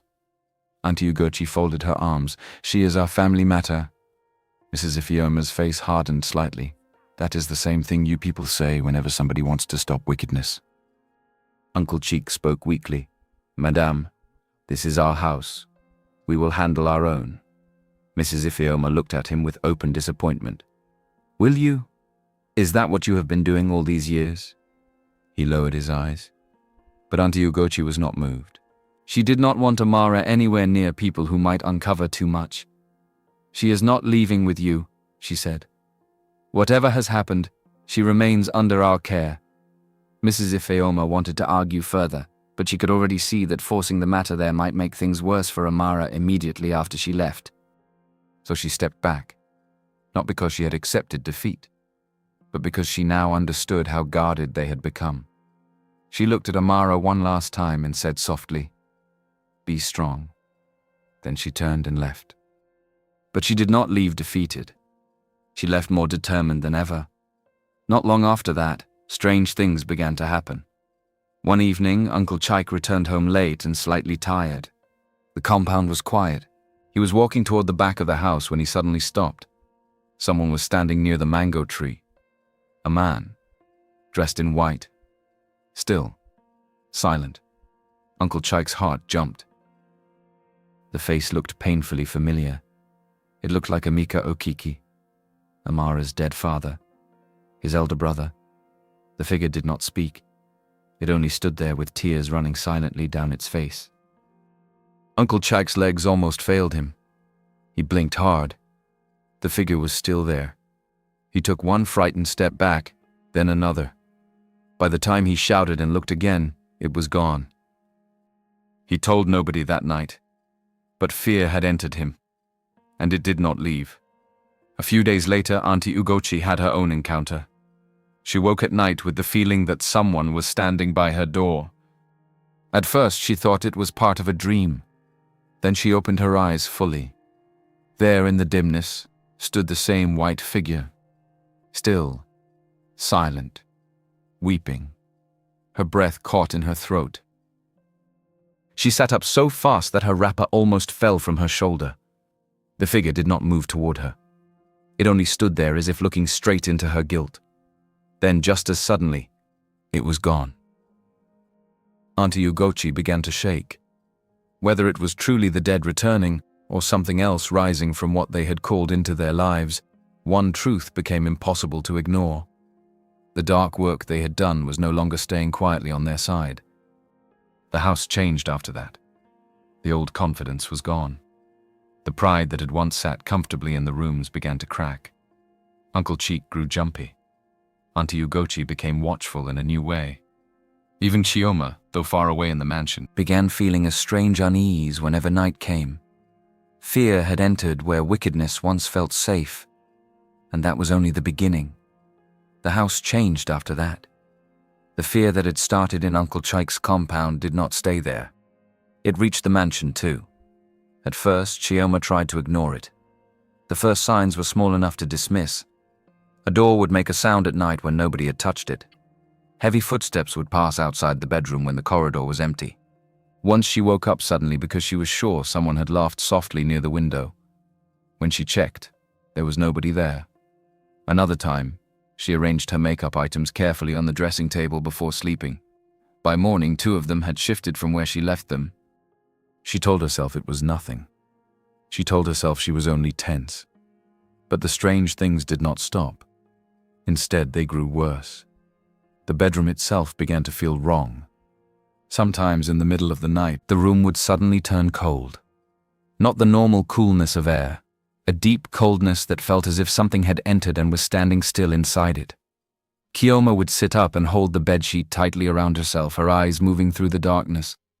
Sometimes she felt as though someone was standing near the bed, not outside the room, inside it, watching. Once she woke up and heard a slow sound under the bed, as if something hard had rolled lightly from one side to the other. Her whole body went weak. She knew what was hidden there. The calabash. From that night onward, her fear deepened. She stopped sleeping properly. She became sharper with the staff, more suspicious, more controlling. If a maid entered the room without permission, Chioma shouted. If someone came too close to the bed, Chioma drove the person out. One afternoon, a maid tried to sweep properly under the bed, and Chioma slapped the broom from her hand so hard that the girl nearly fell. "Who told you to touch there?" she shouted. The maid stared at her in fear. "Madam, I was only cleaning." "Then clean where I ask you to clean," Chioma snapped, "not where your eyes carry you." After that, the staff became even more afraid of her. But fear did not help Chioma, because the very place she was protecting had become the center of her torment. That was where the coldness seemed strongest. That was where the footsteps always seemed to end. That was where she felt the strange presence most clearly. The evil she had welcomed into the house had started breathing there, and Obinna was still not himself. He moved through the mansion like a man whose spirit had been wrapped in cloth. He answered when spoken to, but only with short words. He followed instructions too easily. He no longer looked at people with real feeling in his eyes. If Chioma told him to sit, he sat. If she told him to come inside, he came. There was no fire in him, no protest, no real presence. Watching him had begun to unsettle even Chioma. This was not the rich man she had wanted. This was someone present in body but absent in soul. One night, Mrs. Ifeoma woke up in a cold sweat. She sat up sharply on the bed, breathing hard. Chief Amika turned at once. "What is it?" She pressed one hand to her chest. "I had a dream." He was fully awake now. "What kind of dream?" Mrs. Ifeoma looked deeply disturbed. "I saw Obinna trapped inside a bottle. A small bottle. He was knocking from inside it like someone locked away. He looked weak, drained. He was crying for help, but his voice sounded far. Chief Emeka sat up slowly. For a moment, neither of them spoke. Then he asked quietly, "Do you think this is about him?" Mrs. Ifeoma nodded. "Yes." The room was silent. At last she said, "Something is wrong. I have been feeling it for days. But now I am sure it is deeper than confusion or bad decision." Chief Emeka was already thinking too. He remembered the ceremony. He remembered how Obinna had once spoken of Amara with conviction, with softness, with certainty. Then suddenly, in front of everybody, he had turned and chosen Kioma. That kind of change was too sharp, too unnatural. Mrs. Ifeoma got out of bed. "I want to pray." He rose too. "Then we will pray." That night, husband and wife prayed together with a seriousness they had not carried in a long time. Not out of panic, not out of show, but out of deep unease. After prayer they sat again and began to talk through everything slowly. The first meeting. The way Obinna had loved Amara. The sabotage with the food. The sudden reversal at the traditional marriage. The strange emptiness in him now. Kioma's new place in the mansion. The cold feeling around the whole matter. By the end of that conversation, both of them had reached the same conclusion. This was more than manipulation. There was likely spiritual interference. From that day, they began to watch more carefully. Mrs. Ifeoma pressed harder, but quietly. She asked staff members simple questions. She studied reactions. She paid attention to details other people might dismiss. Chief Emeka did the same in his own way, speaking less but observing more. Under that pressure, the guilty began to crack. Uncle Cheek was the weakest of them all. He had helped cover wickedness for years, but he had never carried the same hard heart his wife carried. He was guilty, yes, but not settled in guilt the way Auntie Ugochi was. And now fear was destroying whatever comfort greed had given him. The more he saw that white, weeping figure that looked like his dead brother, the more his peace disappeared. He started drinking more. At first it was one extra bottle in the evening. Then it became something he reached for earlier in the day. He grew restless. He would sit outside the house and stare into space. Sometimes he muttered to himself. Sometimes he looked at Amara as if he wanted to speak and could not. He started remembering too much. The day his brother died. The day Amara first arrived as a little girl with swollen eyes and no parents. The time she was insulted in front of him and he said nothing. The lies he told about her. The meals she served without eating. The beatings he allowed. The nights he chose silence because it was easier than confronting his wife. Now every one of those moments returned to him like witnesses. One evening, he was sitting alone with a drink when he suddenly looked up and saw the white figure again near the mango tree. This time it did not disappear quickly. It stood there, still and silent, tears running down its face. Uncle Chike's hands began to shake. "My brother," he whispered. The figure said nothing. But its silence felt like judgment. Uncle Cheek dropped his cup. When the figure was gone, he remained seated there, trembling. The pressure was pushing him toward confession. Back at the mansion, matters were getting worse. One rainy night, Kioma woke up because she heard slow, heavy footsteps moving around the bed. Not outside the door. Around the bed. Step. Step. Step. She sat up suddenly, her throat dry. Obinna was lying beside her, staring into nothing as though he had heard nothing at all. Then Kioma heard it again. A soft laugh. Very close. She jumped off the bed and screamed. Staff came running, lights came on, the house stirred awake. But by the time people entered, Kioma was standing in one corner of the room, shaking and pointing at the bed. "There is something here," she cried. "There is something in this room." The staff looked at one another helplessly. No one saw anything. The next morning, word reached Mrs. Ifeoma that Kioma had screamed through the night and almost refused to go back into the bedroom. That was enough. She and Chief Emeka went to the mansion together. When they arrived, Kioma looked tired and irritated. Her face had lost some of its earlier pride. Mrs. Ifeoma did not waste time.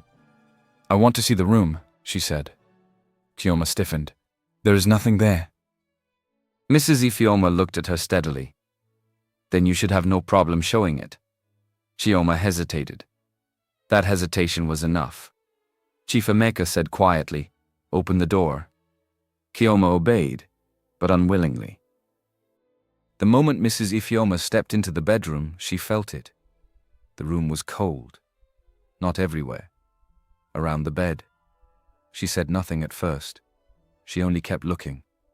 Then one of the maids, the same frightened girl who had once tried to sweep there, spoke nervously from the doorway. "Madam, she never lets anyone touch under that bed." Chioma turned sharply. "Shut up." But it was too late. Mrs. Ifeoma faced the maids. "Move the bed." Chioma panicked at once. "No!" Chief Emeka's eyes fixed on her. "Why not?" Chioma's breathing had changed. Mrs. Ifeoma's voice grew firmer. "Move it." The maids hesitated, then obeyed. The bed shifted. And there, wrapped in white cloth beneath it, lay the calabash. For one long moment, nobody moved. The room fell into a strange silence. Chioma's face drained of color. Mrs. Ifeoma stared at the thing on the floor with a cold certainty rising inside her. Chief Emeka's face hardened. The maid at the door crossed herself and stepped back. "What is that?" Mrs. Ifeoma asked quietly. Chioma said nothing. Her lips had started trembling. Mrs. Ifeoma stepped closer but did not touch it at once. "I asked you a question." Chioma shook her head. "I don't know." It was a weak lie. Chief Emeka looked at her with deep disappointment. "Do not insult us further." The room felt colder now. Chioma looked from the calabash to their faces and back again. Her fear was no longer ordinary. It was the fear of someone who knew the secret had been found, and that the thing she had helped hide was no longer hiding. Mrs. Ifeoma spoke carefully. "This is why my son changed, isn't it?" Chioma pressed both hands to her mouth. Tears came into her eyes. She still did not answer. Chief Emeka said, "Call her mother." Chioma did not move. Mrs. Ifeoma stepped forward, her voice no longer soft. "Speak." That was when something in Chioma broke. She sank onto the floor and began to cry. Not proud crying. Not controlled crying. The kind that comes when fear has finally eaten through all the lies.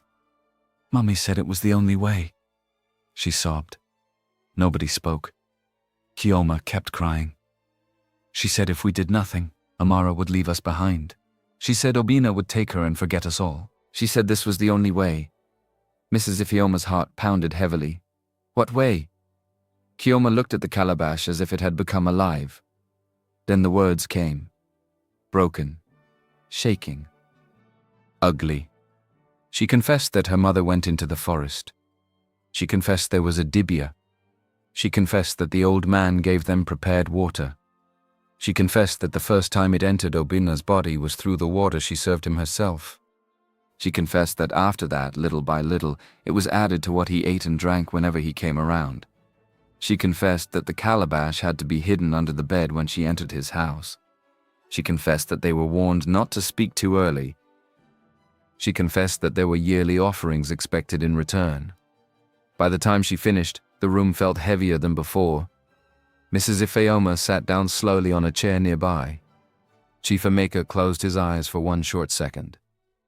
Now they understood. Obinna had not willingly turned away from Amara. He had been spiritually manipulated. Every strange sign now had a shape. Every fear now had a source. The evil that had stolen their son's mind had an object, a doorway, and a beginning. Mrs. Ifeoma looked at Chioma through tears of anger and pain. "You helped destroy an innocent girl," she said quietly. Chioma cried harder. "I was afraid. Mummy said..." She said, Chief Emeka cut in, "And you followed." Not long after, Auntie Ugochi and Uncle Chika were brought there. The moment Auntie Ugochi entered the bedroom and saw the white cloth unwrapped beside the bed, she knew. Her face changed. Chioma was still crying on the floor. Uncle Cheek looked like a man already half broken by fear. Mrs. Ifeoma stood. Her voice was calm now, and that calmness was more frightening than shouting. "We know!" Auntie Ugochi tried to speak. "Know what?" Chief Emeka pointed to the calabash. Enough! For a moment, Auntie Ugochi still looked ready to deny everything. Then Uncle Cheek gave a weak sound beside her like a man too tired to lie anymore. His eyes were red. His face looked old. And somehow in that room, with the calabash exposed, Kioma crying, and the weight of all their fear gathered around them, even Auntie Ugochi's hardness began to crack. The truth was now out, and nobody in that room could hide comfortably anymore. For a long moment the bedroom remained silent except for Chioma's crying. Mrs. Ifeoma stood very still, her face pale with pain and anger. Chief Emeka looked at the calabash on the floor as if he wanted to crush it with his bare hands, but he stopped himself. No, Mrs. Ifeoma said quietly.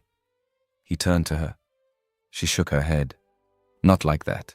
We do not know what was tied to it. We cannot handle it carelessly. Chief Emeka breathed slowly and nodded. She was right. This thing had entered their son's life through darkness. It had to be broken properly. Mrs. Ifeoma straightened and said, "Call Pastor Samuel." Pastor Samuel Okori was not a noisy man. He was an older pastor their family trusted, a man who spoke softly but carried weight. He was the kind of person people called when they wanted truth, not performance. He came that same day. When he arrived and heard everything, he did not shout. He did not dramatize the matter. He only listened carefully while Kioma repeated her confession through tears. Then he looked at the calabash and said, "This is not something to play with." He asked that Obinna be brought immediately. When Obinna entered the room and saw the people gathered there, his face showed the same strange emptiness that had been haunting everyone. Pastor Samuel watched him for a moment and then said, "He must be prayed for. The object must be renounced, exposed, and destroyed before God openly. No hiding, no secret handling. Everything that was done in darkness must be dragged into the light." That evening they all went to the church. Not for a Sunday service, for a fight. The church was quiet when they entered. A few trusted elders were there. The prayer team was there. Nothing about the place felt dramatic, but everything felt serious. The calabash was placed inside a metal basin in front of the altar. Obinna sat in the front row between his parents. Kioma sat some distance away, crying quietly. Uncle Cheek looked weak and broken. Auntie Ugochi refused at first to kneel, but nobody was looking at her with fear anymore. The power had shifted. She was no longer the loud woman controlling a compound. She was a woman standing before her own shame. Pastor Samuel began with prayer. Then he told them all clearly, before anything is broken, truth must speak fully. He turned to Kioma first. "Say again what was done." And Kioma did. This time, not in one frightened rush, but slowly, clearly, with everybody hearing. She said her mother went into the forest. She said the dibia gave them prepared water. She said she was the one who first served it to Obinna. She said small drops were added again and again. She said the calabash was hidden under the bed. She said they were warned not to confess too early. Each word dropped into the church like a stone. Then Pastor Samuel turned to Auntie Ugochi. "Do you deny it?" For a moment Auntie Ugochi said nothing. Then Uncle Cheek suddenly broke. He fell to his knees and began to weep. Not quiet tears. The broken crying of a man whose sins had finally become too heavy to carry. "I knew things were wrong," he said. "I did not stop it. I lied about the child. I failed my brother. I failed that girl. I failed God." His voice shook badly. "I watched my brother's daughter suffer under my roof and I did nothing." That confession broke something open in the room. Auntie Ugochi looked at him in disbelief. Then she looked around and saw it. Nobody was standing with her anymore. Her mouth opened, but what came out first was not denial. It was fear. Her shoulders began to shake. Pastor Samuel looked at her and said, "This is the time to speak truth. Lies will not help you here." And slowly, like poison finally leaving a wound, Auntie Ugochi confessed too. She spoke of the forest, the faceless guide, the old tree, the old dibia, the instructions, the jealousy that pushed her there. She even admitted that she never cared whether peace would leave the house as long as Amara lost Obinna. When she finished, the whole church was silent. Pastor Samuel then stood before the metal basin holding the calabash and said, "Everything tied through darkness, let it break by truth and by the name of God." Prayer began. Not soft prayer, deep prayer. The kind that comes from people who know they are standing between bondage and freedom. Mrs. Ifeoma prayed with tears in her eyes. Chief Emeka prayed like a man fighting for his son. The elders prayed. Pastor Samuel anointed Obinna's head and shoulders and placed his hand on him. At first, nothing happened. Then Obinna's face tightened. His hands trembled. He bent forward as if something inside him was being pulled in two directions at once. Mrs. Ifeoma reached for him, but Pastor Samuel shook his head gently. Let him breathe. The prayers grew stronger. Obinna began to shake his head slowly, like a man trapped inside fog. Then suddenly he cried out. It was not loud, but it was full of pain. His face twisted with confusion, then horror. He clutched his chest and began to weep. Not the empty tears of a man under pressure. The real tears of someone waking up and finding blood on his own hands. Images were returning. The river, Amara's face, her laughter, her fear, the promise he made, the cup of palm wine in her trembling hand, her face when he rejected her, the sound of it, the shame of it. He bent over and cried like a broken man. Mrs. Ifeoma was crying too now. Chief Emeka gripped his son's shoulder tightly. Pastor Samuel continued praying until Obinna's breathing slowly steadied. Then the pastor looked at the calabash and said, "It is finished." He poured anointed oil over it, prayed again, and broke it inside the metal basin. The smell that came out was strange and sharp. The church workers quickly carried the basin outside to a prepared fire behind the church compound. There, under prayer and watchful eyes, the broken pieces and cloth were burned completely. No one treated it casually. No one touched it carelessly. And as the flames rose, something changed in Obinna's eyes. The emptiness was leaving. Confusion was still there. Pain was there. But he was back. Really back. When they returned home that night, he did not speak much. He sat quietly in the living room with his parents until the house had gone still. Then he covered his face with both hands and said in a broken voice, "What did I do to her?" Mrs. Ifeoma sat beside him. "It was not your will." "But it was my mouth," he said, tears falling again. "It was my face, my voice. I did that to her in front of everybody." Chief Emeka, who was not a man given easily to emotion, looked away for a moment before saying quietly, "Then you must spend the rest of your strength making it right." The next morning, Obinna asked for only one thing. "I need to see Amara." But before that could happen, Mrs. Ifeoma and Chief Emeka went themselves to Uncle Cheek's house and brought Amara out. This time, nobody stopped them. Uncle Chike was too ashamed to raise his head. Auntie Ugochi sat inside one corner of the house, muttering to herself, her face already looking strange and unsettled. Kioma did not even come out. Amara packed her few things slowly. Her hands shook, but her face remained quiet. When she stepped out of that compound, it was the first time she left it not as a servant sent on an errand, but as someone finally being taken into safety. Mrs. Ifeoma brought her to their mansion in the city. She gave her a room of her own. Clean, quiet, safe. The first night Amara slept there, she still woke up in fear twice, thinking someone would bang on the door and order her outside, but nobody did. For the first time in years, she slept in peace. A day later, Obinna came to see her. He did not enter her room with confidence. He stood at the door like a man who knew he had no right to ask for anything. Amara looked up when she heard the knock. When she saw him, her heart moved painfully inside her chest. He looked thinner, tired, real again, but still the same man whose mouth had broken her in public. "Can I come in?" he asked softly. Amara hesitated, then nodded once. Obinna entered and remained standing for a moment before slowly sitting in the chair opposite her. Neither of them spoke at first.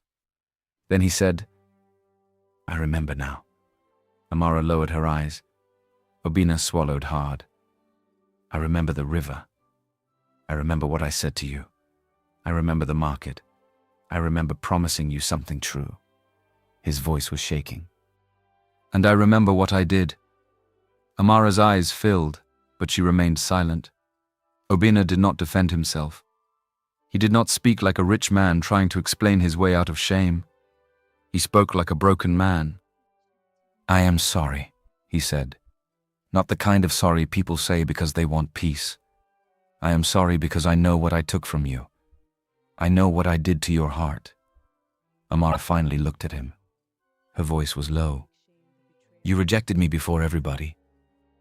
Obinna closed his eyes briefly. "I know." I stood there with the cup in my hand. He nodded once, tears gathering again. "I know. You made me feel like I dreamed the whole thing."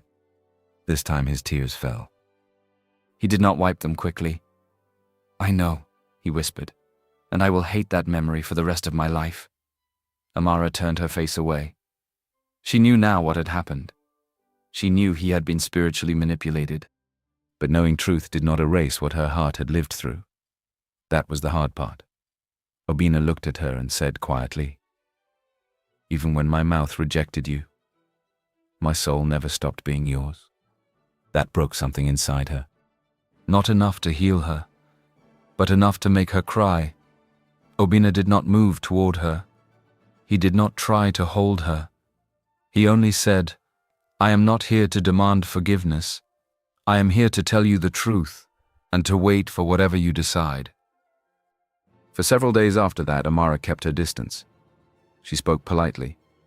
She did not shut him out completely, but she did not run into his arms either. And that was real. That was human. Love had survived. Trust had not yet healed. Obinna accepted it. He greeted her gently when he saw her. He gave her time. He did not push. He let his actions speak more than his promises now. Slowly, Amara began to soften. Not because she forgot, but because she could see his remorse was real. Back in the village, consequences had already begun to fall. Once the truth spread, it spread everywhere. People talked in compounds, in markets, on roads, by wells, outside churches. The story traveled far and fast. How Auntie Ugochi went into darkness because of jealousy. How Kioma helped deceive a man into choosing her. How Uncle Chaik failed his late brother's daughter. How the orphan girl had been innocent all along. The very thing Auntie Ugochi wanted most, status through marriage, became the thing that destroyed her name. She could not carry it. One afternoon, after another night of muttering and fear, something in her finally snapped. She ran out of the compound barefoot, her wrapper loose, her hair scattered, shouting broken things into the air. She was not supposed to win. "I did it for my daughter." "Why is he crying? Tell him to stop looking at me." Villagers stopped and stared. Some were shocked. Some shook their heads. Some said openly, "It is good for her." Others said, "See what wickedness has done." Children followed at a distance until older people drove them away. Auntie Ugochi ran through the village like a woman chased by the very darkness she had invited. Kioma's own disgrace was complete. She stopped stepping out. She stayed hidden in her room, unable to bear the stares, the whispers, the shame. The story had gone too far. People no longer saw her as the lucky girl who almost married into wealth. They saw her as the girl who stole another woman's joy through darkness. Even those who once envied her now avoided her. And slowly the truth settled like a curse over her future. No respectable family wanted to join themselves to that scandal. No man wanted to marry into that story. Uncle Chaik became the quietest of them all. He walked like a man carrying stones inside his chest. When he passed through the village, people looked at him not with respect, but with disappointment. He had failed his brother. He had failed justice. He had failed a child placed in his hands. When the village elders gathered, they said openly that he was no longer qualified to stand as family over Amara in any marriage matter. He had lost that right. And so when the time came for things to be done properly again, the elders of Amara's father's kindred rose for her instead. This time, Obinna did not do anything in secret. No quiet meetings. No hidden promises. no confusion. He returned openly and properly for Amara, with his parents standing beside him in full support. By then Amara had regained some life in her face. She was still soft, still humble, but no longer looked like someone buried under daily pain. When the convoy entered the village, people came out again. But the feeling was different this time. The first time they had gathered to watch a poor orphan's humiliation. Now they were gathering to watch her honor restored. The ceremony was held properly, with dignity and joy. This time, when family matters were called, it was the elders from her father's kindred who stood and spoke. One old man, his voice steady with emotion, said, "Our brother's daughter was failed in one house, but she was not abandoned by her blood. Today we stand for her." Those words nearly brought Amara to tears. Chief Amika spoke with respect. Mrs. Ifeoma sat beside Amara at one point and adjusted her wrapper with the care of a mother. No one could miss what had happened. The same woman who once looked at Amara with doubt now stood beside her with full love. And this time, when the cup was placed in Amara's hands, the whole village seemed to hold its breath. She walked forward slowly again. But this walk was different. Her hands trembled, yes. Her heart beat fast, yes. But she was no longer walking toward confusion. She was walking toward truth. Obinna rose before she even reached him. Not because custom demanded it, because his heart did. When she stopped before him, he took the cup from her hand gently and drank. Then he looked at her the way he should have looked at her that first terrible day. Fully, clearly, and with love nobody could mistake. The compound broke into relieved joy. Women ululated. Men smiled and nodded. Some elders even laughed with the happiness of seeing wrong corrected before the end of life. Amara's eyes filled with tears, but this time they were not tears of shame. They were tears of restoration. The bride price was performed correctly and joyfully. Obinna's family treated her with honor in every step. And when the time came for her to leave with them, she did not go like a servant escaping pain. She went like a daughter being honored. In the city, Mrs. Ifeoma truly became the mother figure Amara had lost too early. She taught her gently, cared for her, spoke to her with love, and gave her the kind of protection that did not wound. Amara often found herself looking at her in quiet surprise, still not fully used to being spoken to kindly by an older woman. One evening, after all the noise of the celebrations had settled, and the house had grown calm, Amara stood on the balcony outside her room, looking at the lights below. Obinna came and stood beside her. For a moment they said nothing. Then he said softly, "You almost lost everything because of me." Amara shook her head. "Not because of you. Because of what people allowed." Obinna looked at her. "Still, I hate that pain touched you through me." Amara turned to him slowly. "I almost stopped believing I was worth choosing," she said. Obinna's face tightened with pain. "But now," she continued quietly, "I know something." "What?" She gave a small, tired, beautiful smile. "That a person can be poor and still carry honor." Obinna took her hand gently. "And a person can be loved, even when others try to bury that love." Amara nodded. He drew a little closer. "Do you still believe in us?" She looked at him for a long moment. Then she said, "I do. But now I believe with open eyes." Obinna smiled through the emotion in his face. "That is enough for me." He lifted her hand and kissed it softly. Then she rested her head against his shoulder. Below them, the house was quiet. Above them, the night was gentle. And for the first time in a long time, peace did not feel like something fragile. It felt earned. Amara entered her new life not merely as a poor girl rescued by wealth, but as a woman whose value remained real even when others tried to bury it. And Obinna did not just marry the woman he loved. He survived a battle over love, greed, class, and dark interference, and came out of it knowing that true love must be protected not only from open enemies, but from hidden evil and human pride. Their story left a truth behind that many in the village never forgot. A person can be family and still betray you. A person can be poor and still deserve honor. And a true love may be attacked, delayed, and wounded, but it cannot be stolen forever.